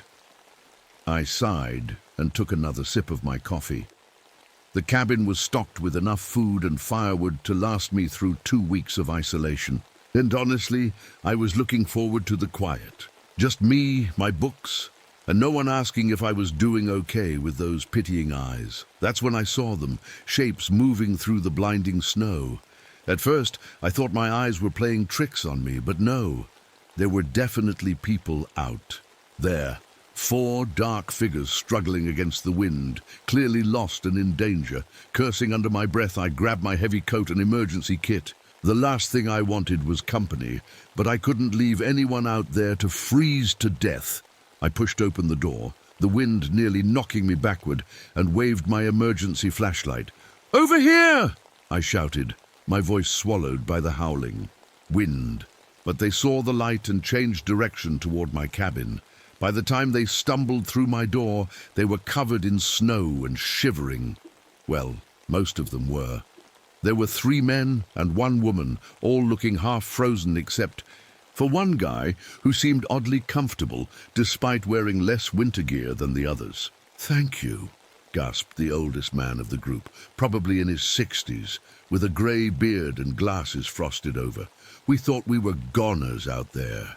I waved them toward the fireplace. "Get those wet clothes off and warm up. I'll make some hot coffee." As they peeled off layers of frozen outerwear, they introduced themselves between chattering teeth. "I'm Professor Elijah Morgan," said the older man. "We were on a research expedition studying ancient rock drawings, petroglyphs, made by the native tribes of this region." The young Asian woman was next, her hands trembling as she held them toward the fire. "Lisa Tran. I'm a medical student at University of Washington. I joined the professor's team to get some field research experience." A guy with a fancy camera bag slung across his chest nodded at me. "Daniel Hughes, photographer. I document the professor's findings." The last man, the one who didn't seem as affected by the cold, watched me with strange intensity. "Frank Webster," he said with a slight smile. "Wilderness guide?" For a guide, he didn't seem particularly bothered by their predicament. While the others huddled by the fire, desperately trying to get warm, Frank merely brushed the snow from his lighter jacket and glanced around my cabin like he was memorizing every detail. I handed out mugs of hot coffee and some blankets I kept for emergencies. "What happened to your equipment? Supplies?" Professor Morgan took a long sip before answering. "We were documenting a particularly interesting set of petroglyphs about 5 miles east of here. The storm came in much faster than predicted. We had to abandon our camp and most of our gear when visibility dropped to nearly 0. Frank tried to lead us back to our vehicles," Lisa added, "but we got turned around in the whiteout conditions." I nodded, looking at the so-called guide. For someone who just failed at his one job and nearly gotten everyone killed, he didn't seem particularly concerned or apologetic. "Well, you're stuck here now," I told them, watching the snow pile up against the windows. "Radio says this storm could trap us for at least a week, maybe longer. We're very grateful for your help, Ranger." The professor trailed off, realizing I hadn't introduced myself. "Ramirez," I said. "James Ramirez." Frank's eyes never left me. "Lucky for us, you were here, Ranger Ramirez," he said in a voice that sent a chill down my spine, despite the roaring fire. "Very lucky indeed." I didn't know then just how unlucky we all actually were. I didn't know that not everyone who had stumbled into my cabin that night was human, and I definitely didn't know that by morning the real horror would begin. I woke up in the middle of the night to a strange sound. Scratch, scratch, scratch, like fingernails on the wooden walls of my cabin. At first I thought I was dreaming, but there it was again. Soft scraping sounds coming from the roof and walls. I sat up in bed listening hard. Maybe it was just tree branches in the wind, but the scratching didn't have that random quality. It sounded careful, planned. I grabbed my flashlight and gun, old habits from my police days, and stepped quietly into the main room. My guests were sleeping on cots and the couch. Everyone seemed to be there, though it was hard to tell in the dim light of the dying fire. The scratching continued. I pulled on my boots and coat and stepped outside into the freezing night. The snow was still coming down hard, the wind pushing it into drifts against the cabin. I swept my flashlight beam around but saw nothing except swirling white. The scratching stopped the moment I stepped outside. "Just the wind," I muttered to myself, but I didn't believe it. I walked around the cabin, my boots crunching in the fresh snow. Nothing seemed out of place, but I couldn't shake the feeling that something was watching me from the darkness beyond my flashlight beam. When I came back inside, I noticed Frank sitting up on his cot. watching me. "Everything okay, Ranger?" He asked. "Thought I heard something," I said. "Probably just the storm." He nodded but didn't lie back down. I went back to bed but didn't sleep much after that. Morning came with no let-up in the storm. The snow was now piled halfway up the windows, and the wind howled like a living thing. I made breakfast for everyone, and that's when the strange things really started. Lisa was digging through her backpack with a worried look on her face. "Something wrong?" I asked, handing her a plate of scrambled eggs. "My stuff's been moved around," she said, "and my journal, some pages are missing." "Which pages?" the professor asked, looking up from his coffee. "The ones where I wrote down our exact route to the petroglyph site." She looked around at all of us. Who would take them? No one answered. I looked at each face, wondering. After breakfast, Daniel decided to show me some photos of the petroglyphs they'd been studying. He turned on his expensive camera and frowned. "That's weird," he said, clicking through settings. "All my memory cards are corrupted. Every single photo is gone." "Could be the cold," I suggested, but I didn't really believe it. Modern equipment is built to handle low temperatures. I tried the radio next, hoping to check in with neighboring ranger stations. I tuned through the channels, but got nothing but static and strange whispers. I could almost make out words in the white noise, but not in any language I recognized. "Any luck?" Frank asked, suddenly right behind me. I hadn't heard him approach, jumped slightly. No, storm must be interfering. Throughout the day, I noticed more odd things. Frank knew where I kept the emergency supplies without being told. He walked straight to the cabinet, where I stored extra blankets when Lisa said she was cold. He found the toolbox in the storage closet without asking where it was. "You seem to know your way around pretty well," I said casually. "All these ranger cabins have similar layouts," he replied with a shrug. "But I'd worked in 3 different parks, and the layouts were never the same." That evening, the professor told us more about the petroglyphs they'd discovered. "They depict what the local tribes called skin dancers," he explained, his eyes bright with academic excitement.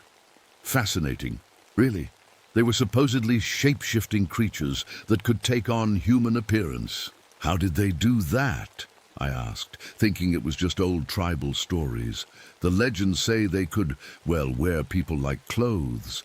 They would study a person, learn their mannerisms, then somehow take their form."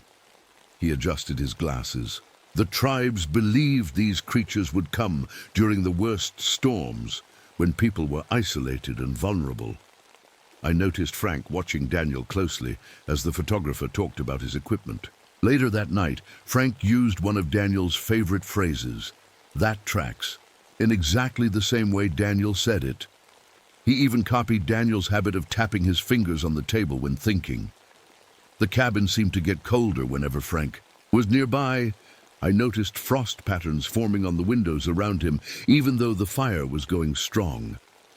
During dinner, Lisa told us about her fiancé back home. "He's probably worried sick," she said. "Tall guy, dark curly hair, has this little scar on his chin from a bike accident when he was 12. Always wears this tacky university ring I keep telling him to get rid of." Later, she showed me a photo from her wallet.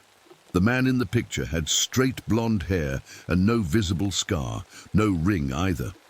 When I pointed this out, Lisa looked confused for a moment, then quickly put the photo away. After dinner, I went outside to check the generator and get more firewood. That's when I saw them, footprints in the snow, small triangular prints that came toward the cabin from several directions. None of them led away. They weren't animal tracks, at least not from any animal I knew, and they definitely weren't human. I followed one set to the cabin wall, right below my bedroom window. They just stopped there, as if whatever made them had walked straight up the wall. When I got back inside, the radio suddenly crackled to life. Through the static, I heard another ranger's voice. "Repeat. Be on alert for unknown individuals claiming to be hikers. All stations should..."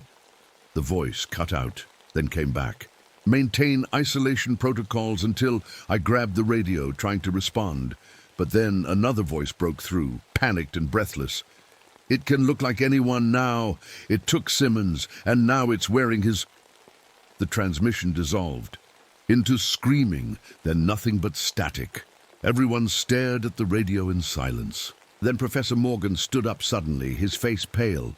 "The petroglyphs," he said, his voice shaking. "They weren't just stories. They showed exactly how these skin dancers operate. They come in storms. They infiltrate groups of people. They isolate them, and then..." He couldn't finish the sentence. No one slept well that night. I lay awake wondering which of my guests might not be what they seemed, or if any of them were still who they claimed to be. That night I had trouble falling asleep. Every creak of the cabin in the wind made me sit up straight. When I finally did drift off, I woke up suddenly with that feeling you get when someone's watching you. I opened my eyes and nearly yelled. Frank was standing at the foot of my bed, just staring at me. He didn't move or speak. He just stood there in the darkness, his outline barely visible in the faint light coming through my window. "Frank?" I whispered, my hand sliding toward the gun I kept under my pillow. "What are you doing?" He tilted his head slightly like he was studying me. "Sleepwalking," he finally said, but his voice didn't sound sleepy at all. "Sorry to disturb you, Ranger." He turned and walked out of my room. I listened to his footsteps and heard him lie back down on his cot in the main room. I didn't sleep again that night. The next morning, everyone seemed on edge. The storm hadn't let up. If anything, it was getting worse. The wind howled so loudly, it was hard to hear each other talk. I went to the bathroom to splash some cold water on my face. As I looked up at the mirror, something felt wrong. My reflection moved just a tiny bit too slow, like there was a delay between what I did and what the mirror showed. I waved my hand quickly, and sure enough, my reflection was just a split second behind. At breakfast, I watched everyone in the shiny side of the toaster. The same weird delay happened with Frank's reflection, and now Daniel's too. Lisa pulled me aside after breakfast. "My medical bag's been messed with," she whispered. "My scalpels and scissors are gone." "Missing or just moved?" I asked. "Gone, completely gone." Her eyes darted toward the others, and I'm not the only one missing things. The professor can't find his special pen, and Daniel says his backup camera battery disappeared. While everyone was busy eating, I decided to check the guest quarters more carefully. The cabin was small, but had 2 bedrooms, mine and a larger one, where the professor and Lisa slept. Daniel and Frank were on cots in the main room. I looked under the beds first, then checked in the closet. Nothing seemed out of place until I noticed a floorboard that didn't sit quite right with the others. I pried it up carefully and nearly threw up at what I found. Hidden under the floor were thin strips of what looked like dried skin, human skin. Some pieces even had partial fingerprints on them. I put the floorboard back quickly, my heart racing. The storm outside reached impossible levels. The temperature dropped to 50 below zero, according to my thermometer. The wind speed had to be at least 100 miles per hour, howling like a train.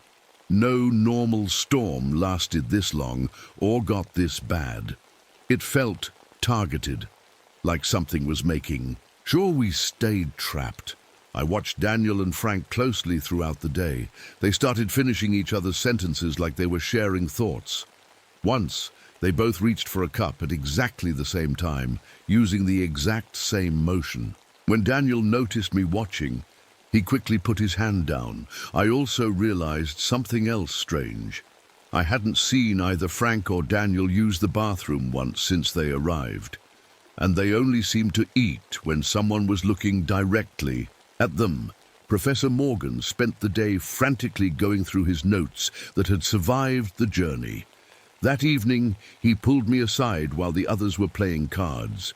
"I've translated more of the petroglyphs from my notes," he whispered, his hands shaking. "The skin dancers, they need to keep their original form somewhere nearby. They hide it while they're wearing someone else's appearance." "What do you mean?"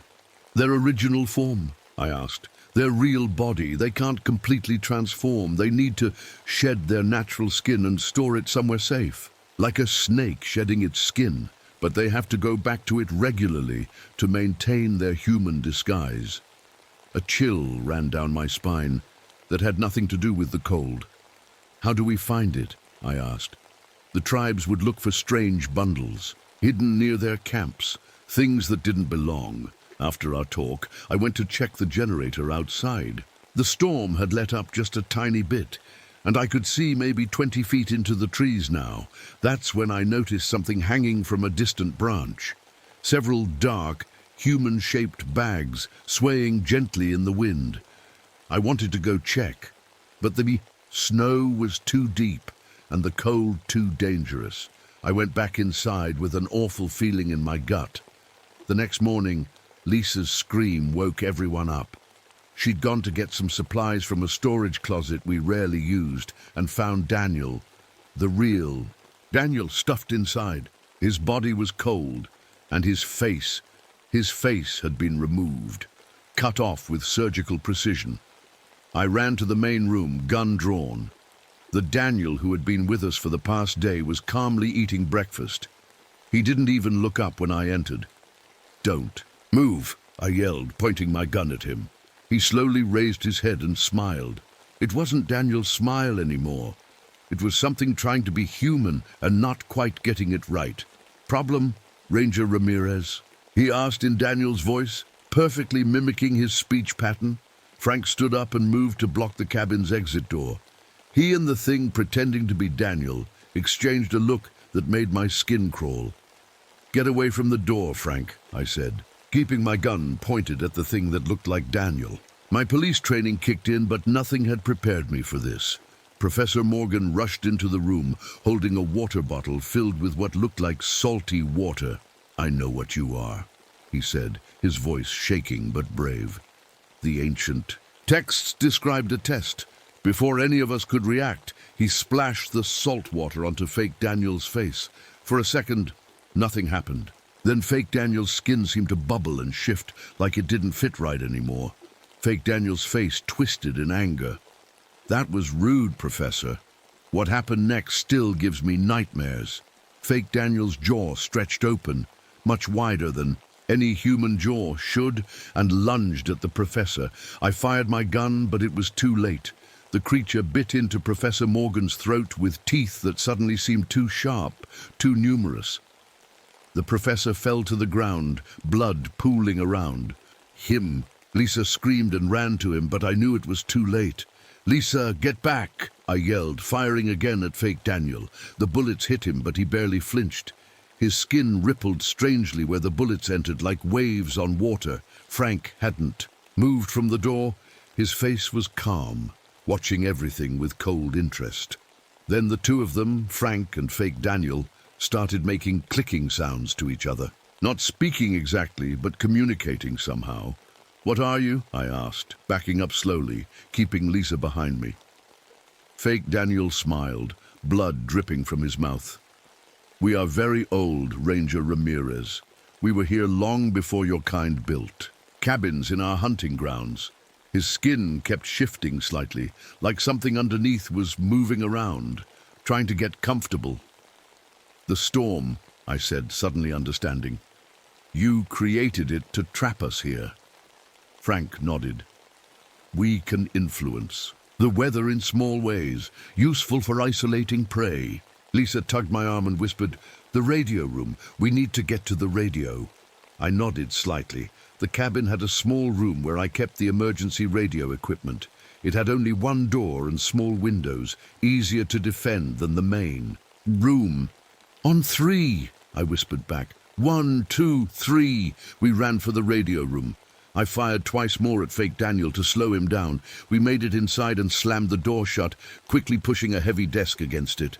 "That won't hold them for long," I said, looking around for anything we could use as a weapon. Lisa was already at the radio, frantically turning dials. "Hello? Is anyone out there? Emergency at Ranger Station 8? To our surprise, the radio crackled. to life. "Hello, Ranger Station 8. This is Frank Webster. Do you copy?" We froze. Frank's voice was coming through the radio, but Frank was outside our door, trying to get in. "More hikers are heading your way, Ranger Ramirez," the voice continued. "They got caught in the storm. 5 of them should reach your cabin by nightfall. Over." My blood ran cold. More people were coming, more victims. Outside our door we could hear the skinwalkers talking in their clicking language. Then they started hitting the door. The desk moved an inch with each blow. They were incredibly strong. "We need a plan," Lisa said, her face pale but determined. "My advanced biology class covered some old tribal legends. There might be a way to kill them." "I'm all ears," I said, bracing myself against the desk as it moved another inch. "The legends say skinwalkers are vulnerable when they're changing forms. That's when they're between shapes and weakest." She pointed to her medical penlight. "And they hate UV light. It damages them somehow." I remembered the UV emergency lights in my supply closet. They were used for search and rescue in foggy conditions. If we could rig them up. The desk moved again as the creatures hit the door harder. A long grey finger with too many joints pushed through the small gap, feeling around blindly. "They're getting in," Lisa whispered. Suddenly, we heard the professor's voice, perfectly mimicked, coming from outside the door. "Do you know how they feed, Ranger?" the voice said conversationally. "They keep you alive as long as possible. They wear your face while they slowly consume the rest of you. Some victims stay conscious for days." Lisa looked like she might throw up, but then she grabbed her medical pen light and pointed it at the grayish finger poking through the door gap. When the UV light hit it, the finger seemed to smoke slightly and quickly withdrew. We heard an inhuman hissing sound from the other side. "It works," Lisa said. An idea formed in my mind. I had a portable generator in the corner of the radio room, and those UV lights in the supply closet. "Lisa, I need you to help me set a trap," I said, quickly explaining my plan while the creatures continued their assault on the door. We worked fast, connecting the UV emergency lights to the generator. The creatures had stopped hitting the door, which worried me. What were they planning? Then the lights went out. They'd cut the power to the cabin. "Perfect timing," I whispered, connecting the last wire to our trap.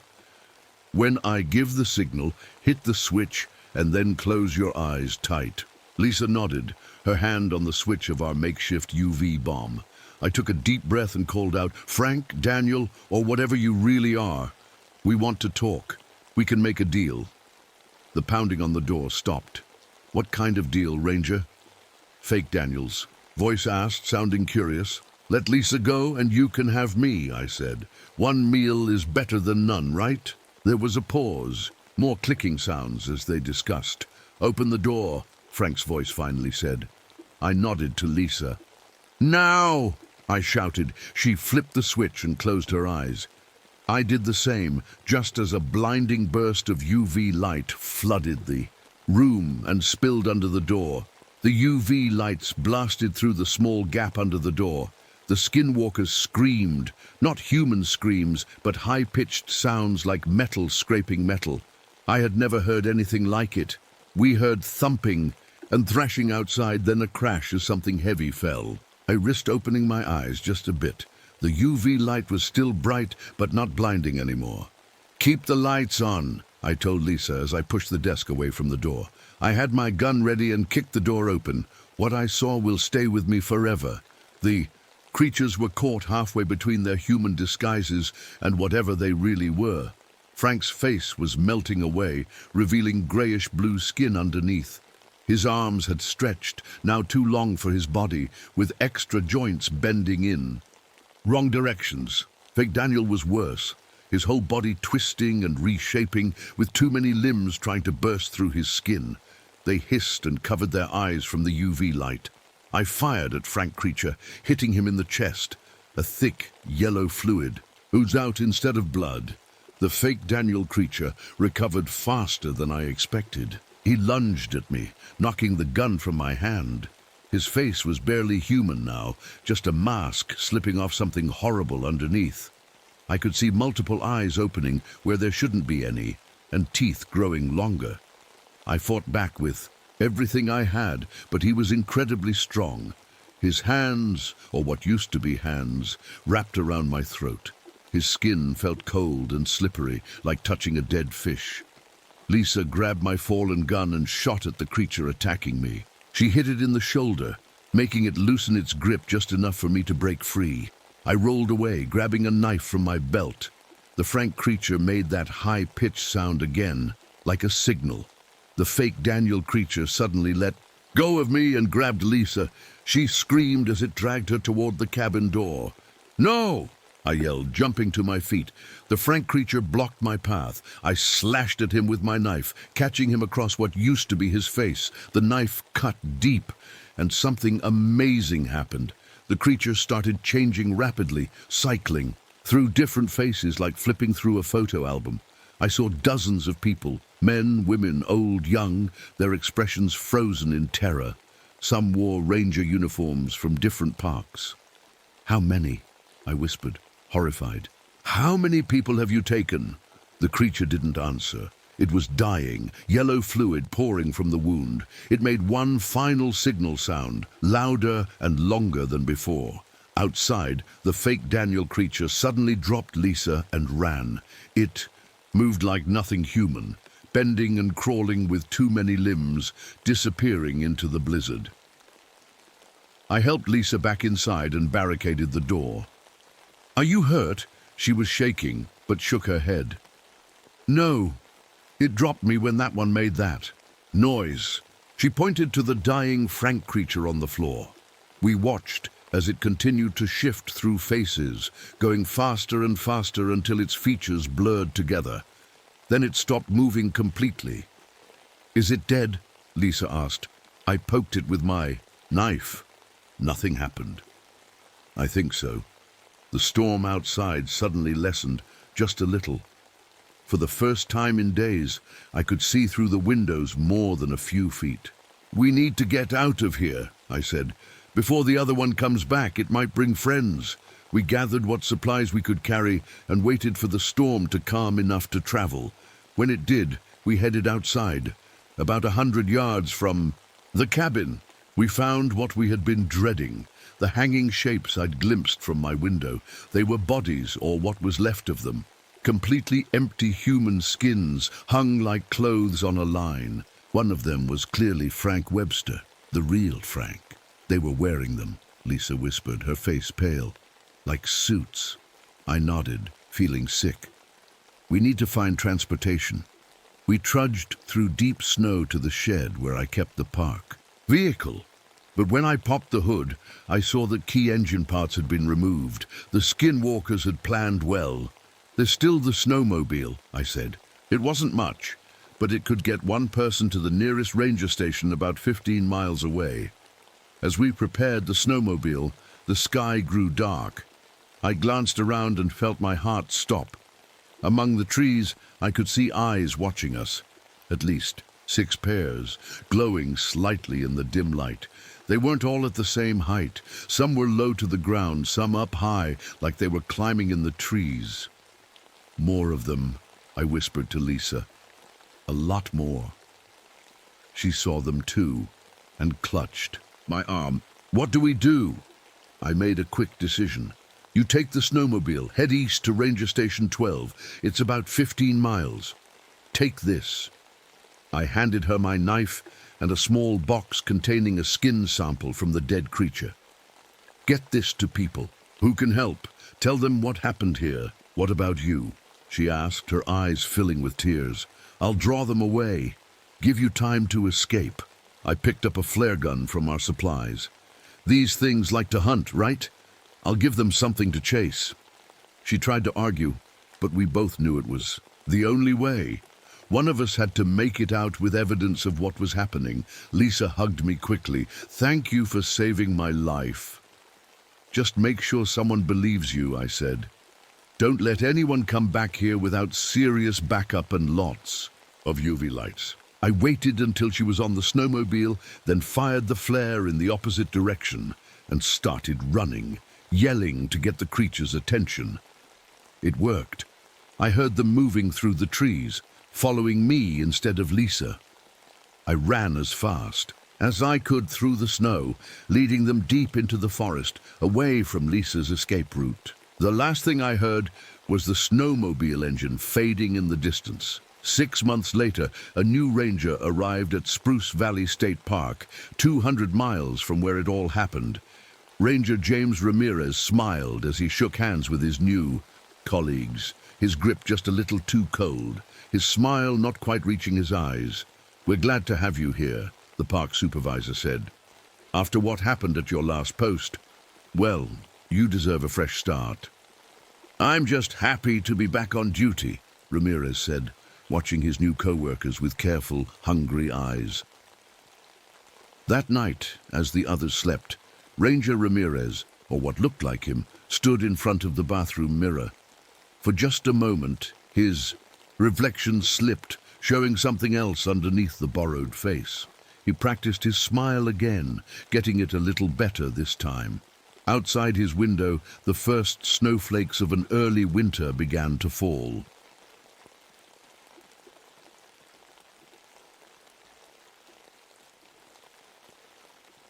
My name is Rebecca Powell. I've been the senior park ranger at Olympic National Park for almost 7 years now.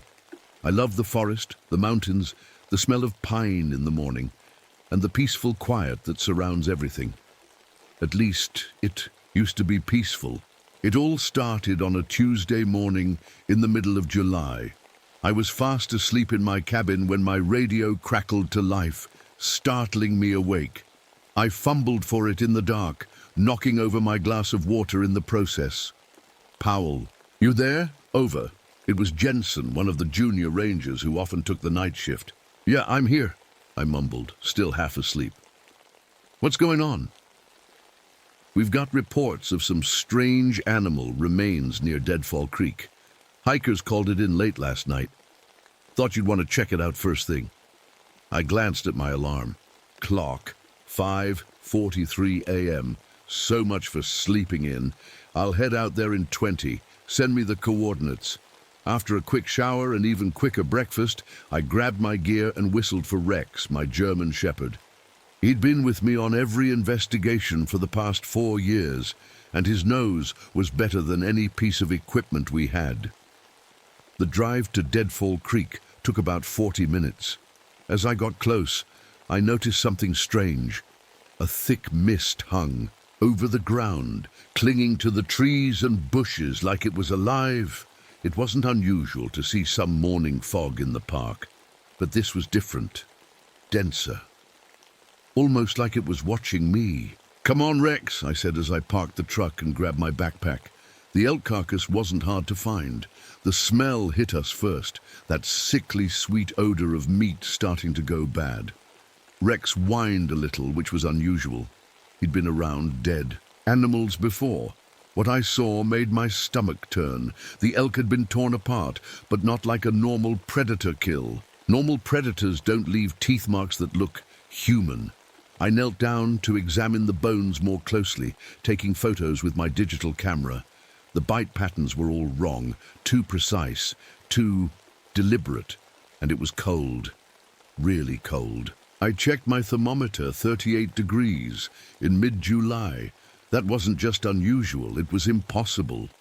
As I stood up, I noticed frost on the leaves around the creek. Actual frost.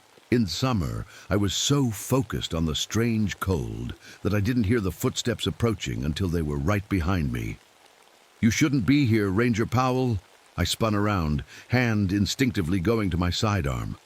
An older man with deep lines in his face and long gray hair tied back in a braid stood watching me. Joseph Walking Bear.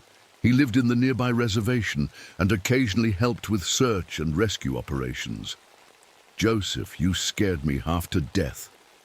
"These woods aren't safe right now," he said, looking around nervously. "The winter spirits are hungry." I'd always respected Joseph, but I also knew he was full of stories and superstitions. I'm just investigating some unusual animal deaths. Those aren't animal deaths, he said, pointing to the elk. That's a warning. The hunger has awakened in the ancient forest. It will seek those who venture too deep. I appreciate your concern, but I have to look into this, I said, trying to be respectful. Have you seen any hikers around here recently? Joseph shook his head. I stay away from Deadfall Creek this time of year. You should too. After Joseph left, I continued my search of the area. About 100 yards from the elk carcass, I found something that made my blood run cold. A backpack torn to shreds. The name tag was still attached. Thomas Gardner. There was blood on the fabric, dried and brown. Rex track, I commanded, holding the backpack for him to sniff. Rex usually loved tracking. He was trained for it, and he was good at it. But this... Time!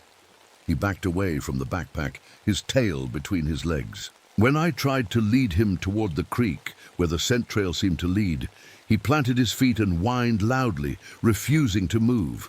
I'd never seen him act like that before. Back at Ranger headquarters, I pulled Gardner's hiking permit. Solo, hiker, experienced, had a 5-day backcountry permit that should have ended 3 days ago. No sign-out, no contact with family. This was now officially a missing persons case. I assembled a team of 5 rangers, Wilson, Martinez, Brooks, Thompson, and myself. We'd head out at first light tomorrow, properly equipped for several days of searching. I didn't tell them about the human-like teeth marks or Joseph's warning. Just said we had a missing hiker and some unusual animal activity. That night in my cabin, I had the worst nightmare of my life. I dreamed I was in my tent, surrounded by tall, thin figures standing just outside.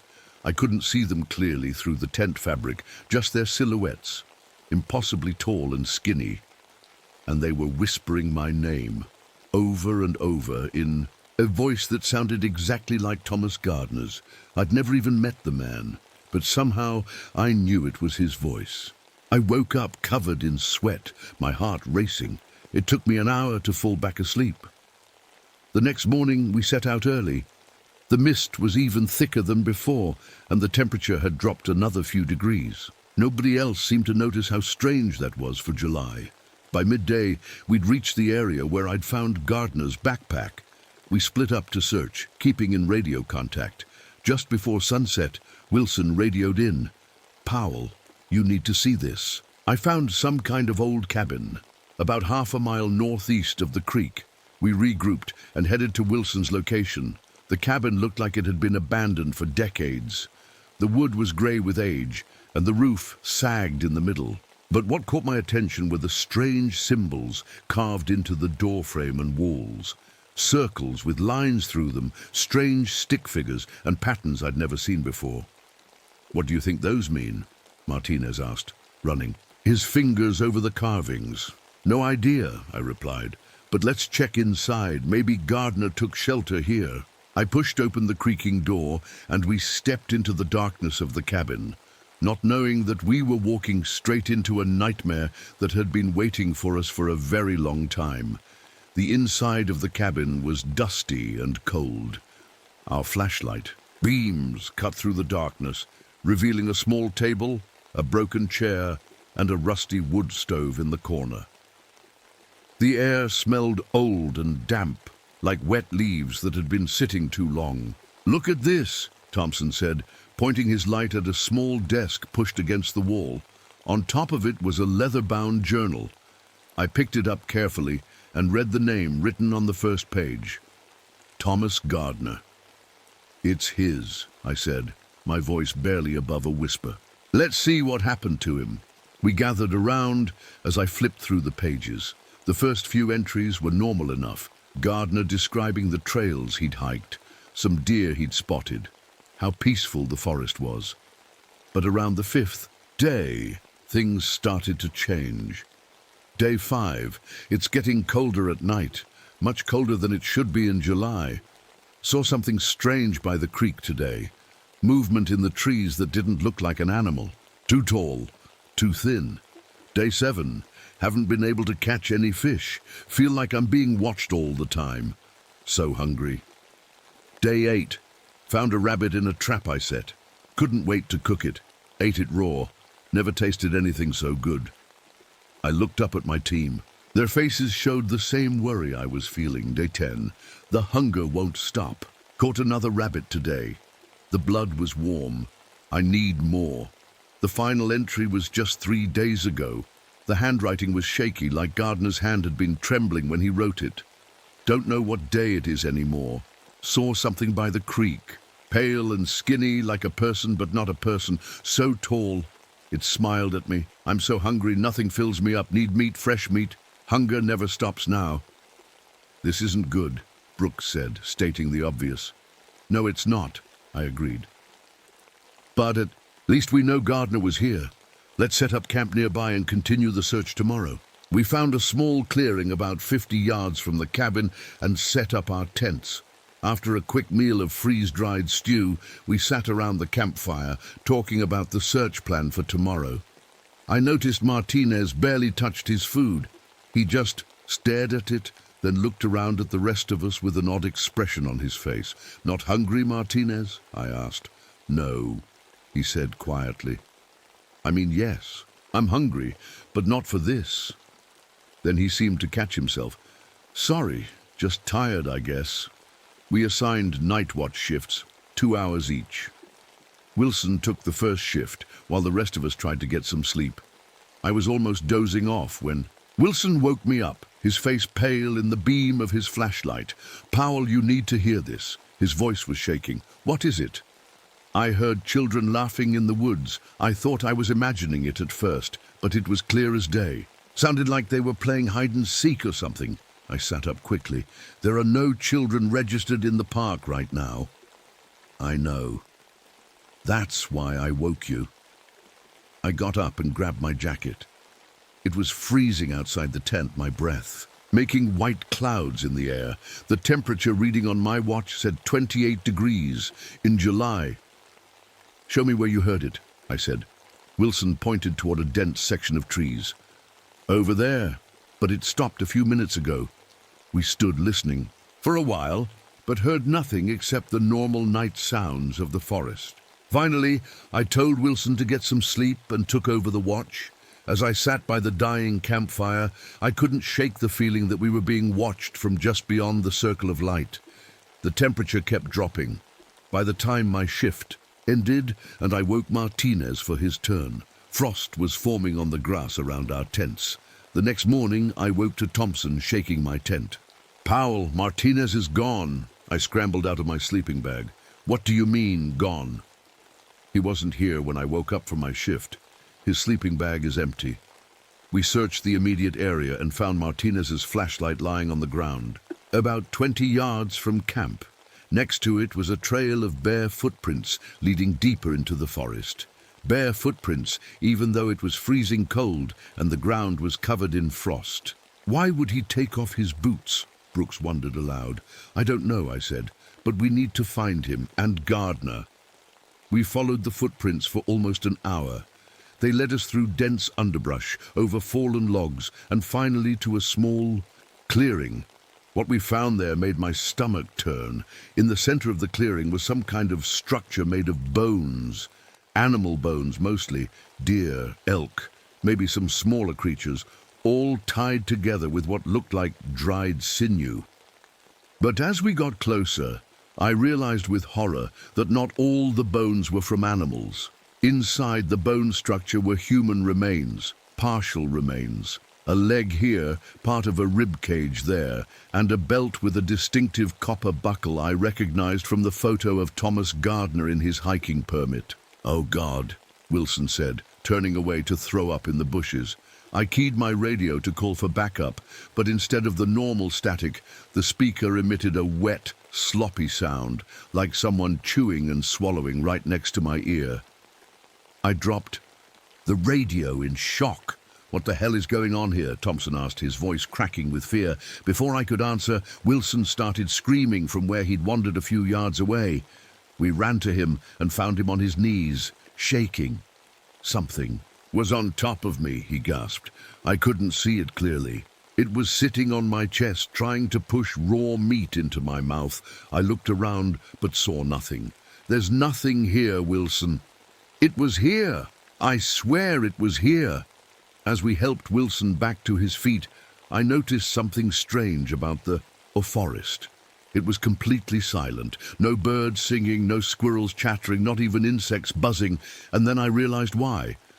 All the animals were leaving. Through the trees I could see them. Deer, rabbits, even a bear, all moving in the same direction, away from where we were standing. It was like they knew something we didn't. We decided to head back to the cabin. We needed shelter, and I wanted to look more closely at Gardner's journal for any clues about what was happening. As we walked, Brooks pointed out something I hadn't noticed before. Scattered throughout the forest were old newspaper clippings, weathered and yellowed, pinned to trees with rusty nails. I stopped to read one. 5 hikers missing in Olympic Forest. July 1879, unusual cold spell continues as search parties find no trace of missing persons. Another one, from 1923, 3. Loggers vanish near Deadfall Creek. Workers report hearing children's laughter before disappearances. And the most recent, from 1976, park ranger lost during investigation. Colleague reports strange behavior before disappearance, all during unusually cold summer periods. All in this same area. We made it back to the cabin just as the sun was starting to set, and that's when we saw him, Martinez, walking slowly toward us from the direction of our abandoned campsite. He looked terrible. His skin was pale, almost gray, and he seemed thinner than he'd been just yesterday. His clothes hung loosely on his frame. "Martinez," I called out. "Where have you been? We've been looking everywhere for you." "Got lost," he said, his voice raspy and strange. "Wandered around all night, found my way back." As he got closer, I noticed something wrong with his eyes. The edges had turned milky white, and when he smiled at us, his teeth looked different, sharper. "Are you okay?" I asked, taking a step back. "You don't look well." "I'm fine," he said. "Just hungry." That night, none of us felt safe sleeping outside anymore. We decided to stay in the cabin, taking turns to keep watch. I volunteered for the first shift, while the others tried to get some rest. Martinez had been acting strange all evening. He kept staring at us when he thought we weren't looking, and the way he looked at us, it wasn't normal. It was like he was sizing us up, the way a hungry person might look at a hamburger. I checked our food supplies while the others were settling in. Someone had been through our packs. All our beef jerky and dried meat was gone. When I asked about it, Martinez just shrugged and looked away. Around midnight, I noticed something odd about our raw bacon. It was the only food not spoiled, even though everything else, our fruits, bread, even the canned beans, had somehow rotted overnight despite the freezing temperatures. And later, when I got up to stretch my legs, I caught Martinez sneaking the raw bacon into his mouth, eating it like it was candy. As the night went on, the temperature kept dropping. My watch showed 15 degrees below zero, impossible for this time of year. Frost patterns spread across the cabin windows, and I swear they looked like skeleton hands reaching inward. I took out Gardner's journal again and read through it more carefully. There was one word that kept appearing in the later entries: wendigo. I had no idea what it meant, but Gardner had underlined it several times on the last page. When Brooks took over the watch at 2 a.m., he complained about stomach pains. "I'm so hungry," he said, rubbing his belly. "I just ate an hour ago, but it feels like I haven't eaten in days." I noticed his eyes looked bloodshot, and his movements were jerky and aggressive. He reminded me of how Martinez had been acting. "Earlier, try to drink some water," I suggested, handing him my canteen. "Maybe it'll help." He gulped it down, but then made a face. "Doesn't help. Need food, real food." I pretended to go to sleep, but I kept one eye open, watching Brooks. Around 3 a.m., I saw him get up and go outside. I waited a few minutes, then followed him. The night was pitch black and bitterly cold. I followed Brooks's footprints in the fresh frost, leading around to the back of the cabin. When I turned the corner, I almost screamed. Martinez was there, crouched down, arranging something on the ground. When I shined my flashlight on it, I saw human body parts. A hand, part of a leg, and other pieces I couldn't identify. Some had been partially eaten. "Martinez, what the hell are you doing?" He turned to look at me, and in the beam of my flashlight, his face looked hardly human anymore. His cheeks were sunken in, his skin stretched tight over his skull, and his eyes were completely milky white now. "Powell," he said, but his voice wasn't his anymore. It was raspy and deep, like something was using his mouth to speak. "The hunger never ends once it begins. You'll see." "What happened to you?" I asked, backing away slowly. "What's a wendigo?" A horrible grin spread across his face, revealing teeth that had definitely grown sharper. "I am becoming. The hunger walks in me now." I ran back into the cabin and woke Thompson and Wilson. "Something's wrong with Martinez. Really wrong." "What do you mean?" Thompson asked, rubbing sleep from his eyes. Before I could answer, a scream came from outside. Brooks. We grabbed our flashlights and guns and rushed out. Brooks was on his knees in the clearing, his back arched in pain.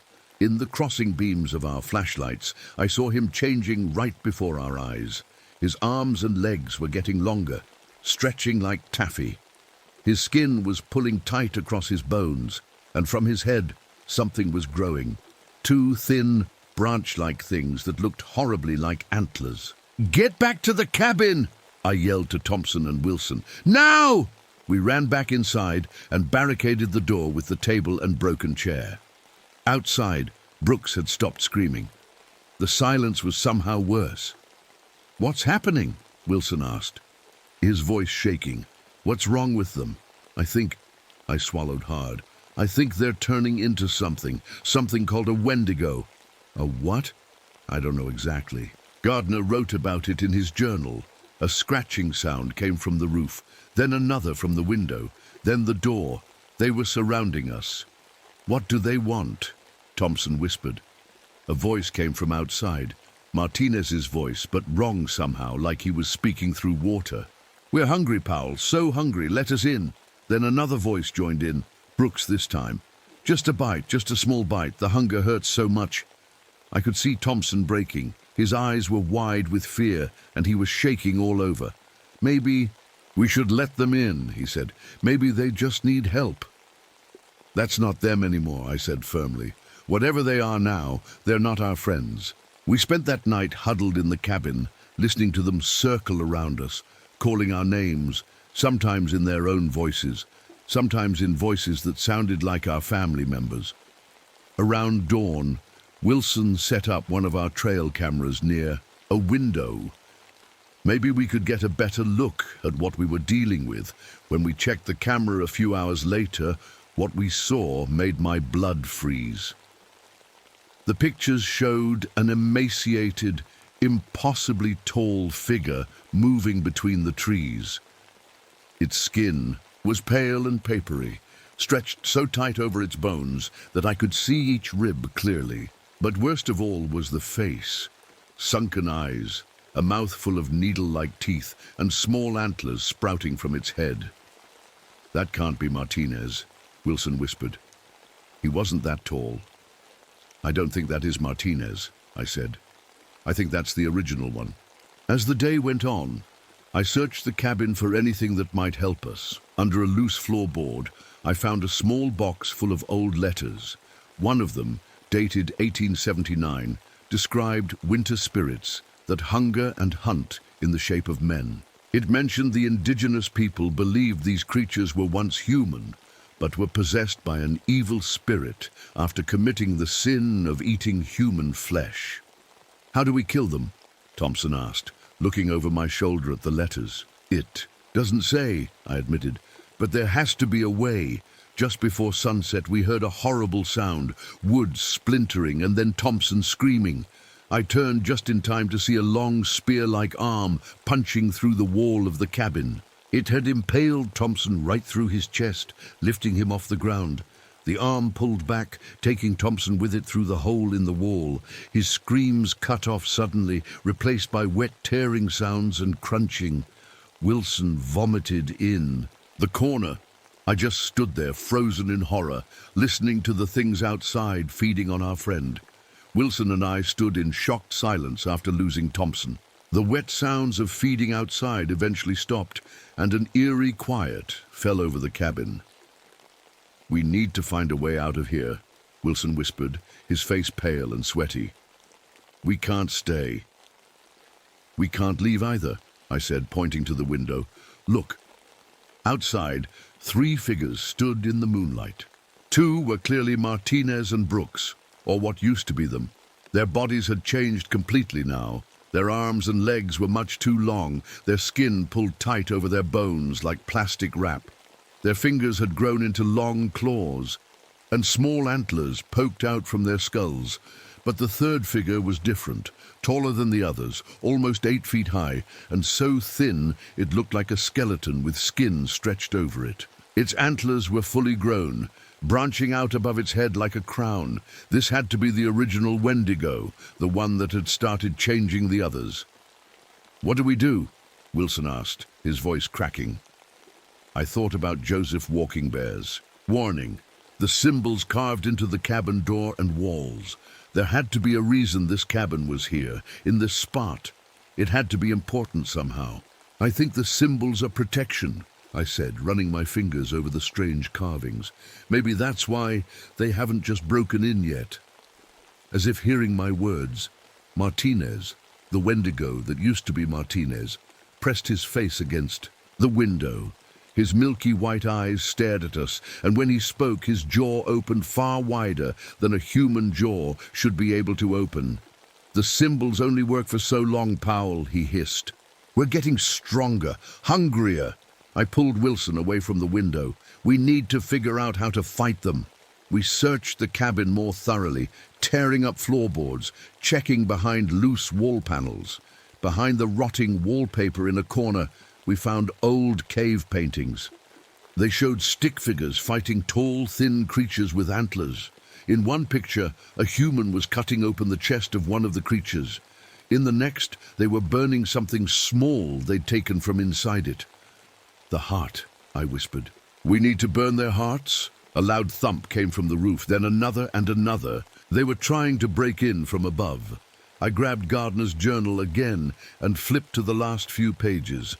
There was a crude drawing of what looked like a Wendigo with an X marked over its chest.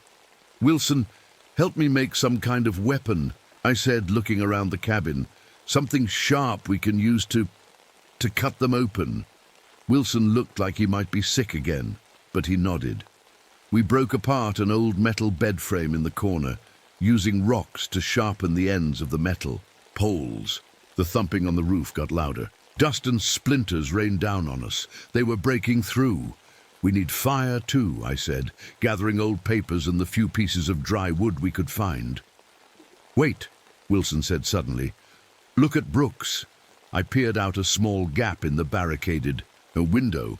Brooks, the Wendigo that was Brooks, was pawing at his eyes, keeping to the shadows.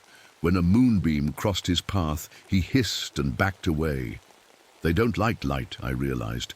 The flare gun. I have a flare gun in my pack. I dug through my backpack and found the flare gun with 3 flares. Not much, but better than nothing. Just then, a section of the roof gave way. A long, skeletal arm reached through the hole, feeling around blindly. "Get back!" I shouted, pushing Wilson toward the far wall. The arm withdrew, and then a face appeared in the hole. The original Wendigo, its eyes glowing faintly in the darkness, its mouth full of needle-like teeth. "We just want to feed," it said in a voice that sounded like ice cracking. "The hunger never ends. Join us, and you won't have to fight anymore." Wilson whimpered beside me. "Powell, I'm so hungry," he whispered. "I didn't want to tell you, but I'm starving." I looked at him sharply. "Did you eat anything Martinez gave you?" He hesitated, then nodded. "Just a little bit of jerky. He offered it last night." I was so hungry. My heart sank. He was already infected. It would only be a matter of time before. He started changing too. The roof cracked again, a bigger piece falling in this time. I could see the original Wendigo clearly now, its jaws unhinging like a snake's as it prepared to drop into the cabin. "Wilson, stand back," I said, raising the flare gun. I fired directly at the creature's face. The flare hit it between the eyes, and it let out a horrible scream, a sound like wind howling through a frozen forest. It jerked back from the hole, clawing at its burning face. For a moment we had a reprieve, but I knew it wouldn't last long. "Wilson, how are you feeling?" I asked, watching him carefully. He was sweating heavily now, his eyes starting to look bloodshot. "Not good," he admitted. "My stomach hurts so bad, Powell, and my fingers, they feel wrong." I looked down at his hands. His fingers did look longer than normal, the joints knobby and stretched. "Fight it, Wilson," I said. "Don't give in to the hunger." He nodded, but I could see the pain in his eyes. It was already too late. I quickly made Molotov cocktails from the cabin's old alcohol supply, some whiskey bottles that had been left behind years ago. I tore strips from my shirt to use as wicks. Outside, the Wendigos were getting more aggressive. Martinez had started tearing at the barricaded door with his claws, while Brooks was trying to widen the hole in the roof. The temperature had dropped to -30 degrees now. My breath came out in thick white clouds, and ice was forming on the inside walls of the cabin. Wilson was getting worse by the minute. His skin was turning pale, and he kept grinding his teeth, which looked sharper every time he opened his mouth. "Powell," he groaned, doubling over in pain. "I can't. I can smell your blood. It's making me so hungry." I backed away from him, raising the flare gun. "Wilson, don't do this. Fight it." "I'm trying," he gasped, "but it hurts so much." His fingers were definitely longer now, the nails hardening into claws. His back hunched as if his spine was changing shape. "I'm sorry," I whispered, and fired another flare. The light hit Wilson in the chest, not hard enough to seriously hurt him, but enough to drive him back. He screamed and covered his eyes, scrambling into the darkest corner of the cabin. Just then, the door burst open, the barricade giving way under Martinez's inhuman strength. The transformed ranger stood in the doorway, his body impossibly thin, his head almost touching the top of the doorframe, even though he was hunched over. Time to feed, he hissed and lunged toward me. I dodged to the side, grabbing one of the sharpened metal poles. As Martinez turned to come at me again, I thrust the makeshift spear forward with all my strength, driving it into his chest. Martinez let out a sound that was half scream, half laugh. He looked down at the metal pole sticking out of his chest, then back at me, his milky eyes widening. "That won't kill me," he said. "Nothing will except burning your heart," I finished, lighting one of the Molotov cocktails. For the first time, I saw real fear in the Wendigo's eyes. Before I could throw the Molotov cocktail, something huge crashed through the roof. The original Wendigo dropped into the cabin, landing on all fours like some kind of spider. Up close, it was even more terrifying. Its skin so tight, I could see every bone in its body, its face barely human anymore. Martinez used the distraction to pull the metal pole from his chest. Black blood oozed from the wound, and inside I could see something moving, his heart still beating even though it should have been destroyed by the pole. "Wilson!" I shouted to my changing friend. "Help me!" But Wilson was too far gone. He was curled in the corner, his body shaking as the transformation took hold. His fingers had stretched into claws, and his teeth were falling out, replaced by sharp fangs. I was alone against 3 Wendigos. The original one spoke, its voice making the air turn to ice crystals around us. "You cannot win, Ranger Powell. The hunger always wins." It raised one long, bony arm, and suddenly the cabin filled with howling wind and snow. An impossible blizzard inside the small room. I could barely see through the swirling white. I backed up against the wall, clutching my last flare and the Molotov cocktail. Think, Rebecca, think! Martinez lunged at me through the snow. I dropped to the floor, and he crashed into the wall instead. As he turned, I aimed the flare gun at his chest wound and fired my last flare. The flare lodged in the hole, illuminating him from within. Martinez screamed, his body jerking wildly. In the red glow of the flare, I could see his heart clearly. Black and twisted, still beating outside the confines of normal biology. I threw the Molotov cocktail. The bottle shattered against his chest, and flames engulfed his upper body. Martinez's scream became something inhuman as the fire reached his exposed heart. The original Wendigo howled in rage and charged at me. I grabbed another sharpened pole and held it out like a spear, but the creature was fast, too fast. It knocked the pole aside and grabbed me by the throat, lifting me off the ground. Its face was inches from mine, jaws opening to reveal rows of needle-like teeth. The smell of its breath was like rotting meat. "You will join us," it hissed. "The hunger will walk in you too." Behind the Wendigo, I saw Wilson struggling to his feet. He was caught between human and monster, his body partly transformed, his eyes cloudy, but not completely white yet. "Wilson," I gasped, struggling to breathe. "The axe." There was an old fire axe mounted on the wall. I'd noticed it earlier, but hadn't had time to grab it. Wilson looked at the axe, then at me. I could see the war happening behind his eyes, the human fighting against the hunger. "Please!" I wheezed as the Wendigo's grip tightened. With a cry that was half human, half monster, Wilson lunged for the axe. He swung it wildly, burying it in the original Wendigo's back. The creature dropped me and spun around, faster than anything should be able to move. It grabbed Wilson by the shoulders and bit into his neck. Wilson's scream turned to gurgling as blood poured down his chest.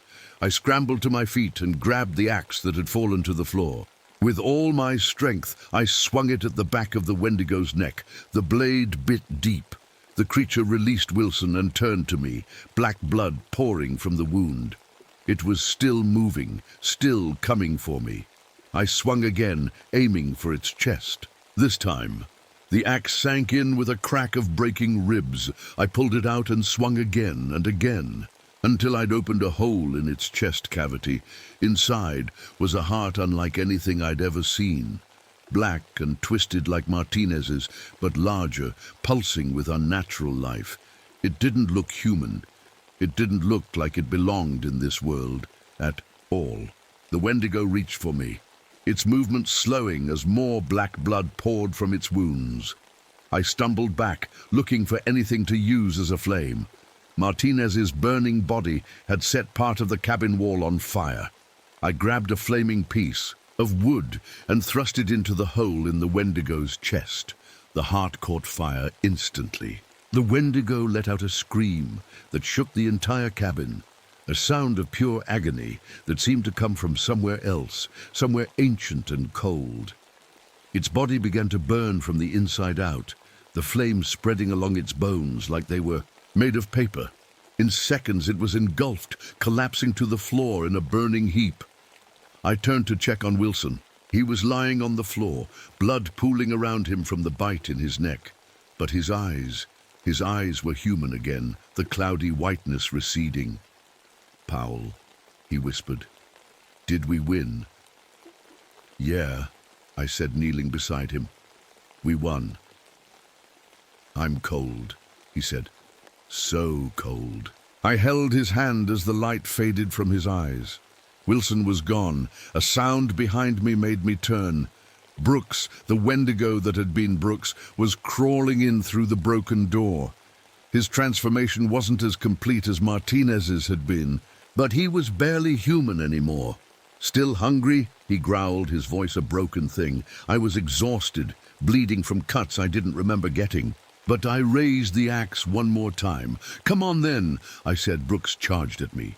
I sidestepped at the last second, using his momentum to drive him into the burning wall where Martinez had fallen. As he struggled to free himself from the flames, I swung the axe at his chest again and again until I exposed his blackened heart. The fire spread to him quickly.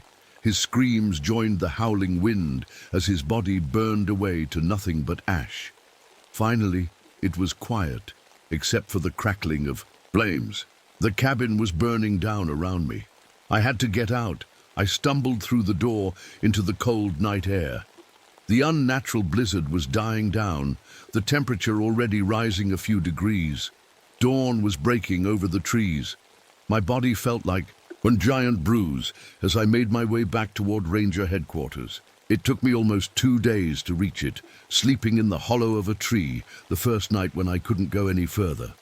By the time I got back, the wound on my arm where Brooks had scratched me during the fight was looking bad. The skin around, it was pale and cold to the touch, with dark veins spreading outward. They took me to the hospital. The doctors said it was an infected animal scratch. They gave me antibiotics and stitched me up. But the antibiotics didn't help. Nothing helped the growing coldness in my veins, the hunger that started as a small ache in my stomach and grew stronger each day. Food started to taste like ashes in my mouth. I couldn't keep anything down. The doctors were baffled. They ran test after test, but found nothing they could explain. I knew what was happening. The Wendigo's curse was spreading through me, just as it had spread through Martinez and Brooks and Gardner before them. I requested assignment to the most isolated fire watchtower in the park, told them I needed time alone after losing my team. They understood, or thought they did. That was 3 weeks ago. The hunger gets worse every day. My teeth have started falling out, replaced by sharper ones. My fingers ache as the bones slowly stretch and change. I've stockpiled enough supplies to last a normal person months, but I'm not normal anymore. The hunger is for something else now. Something alive.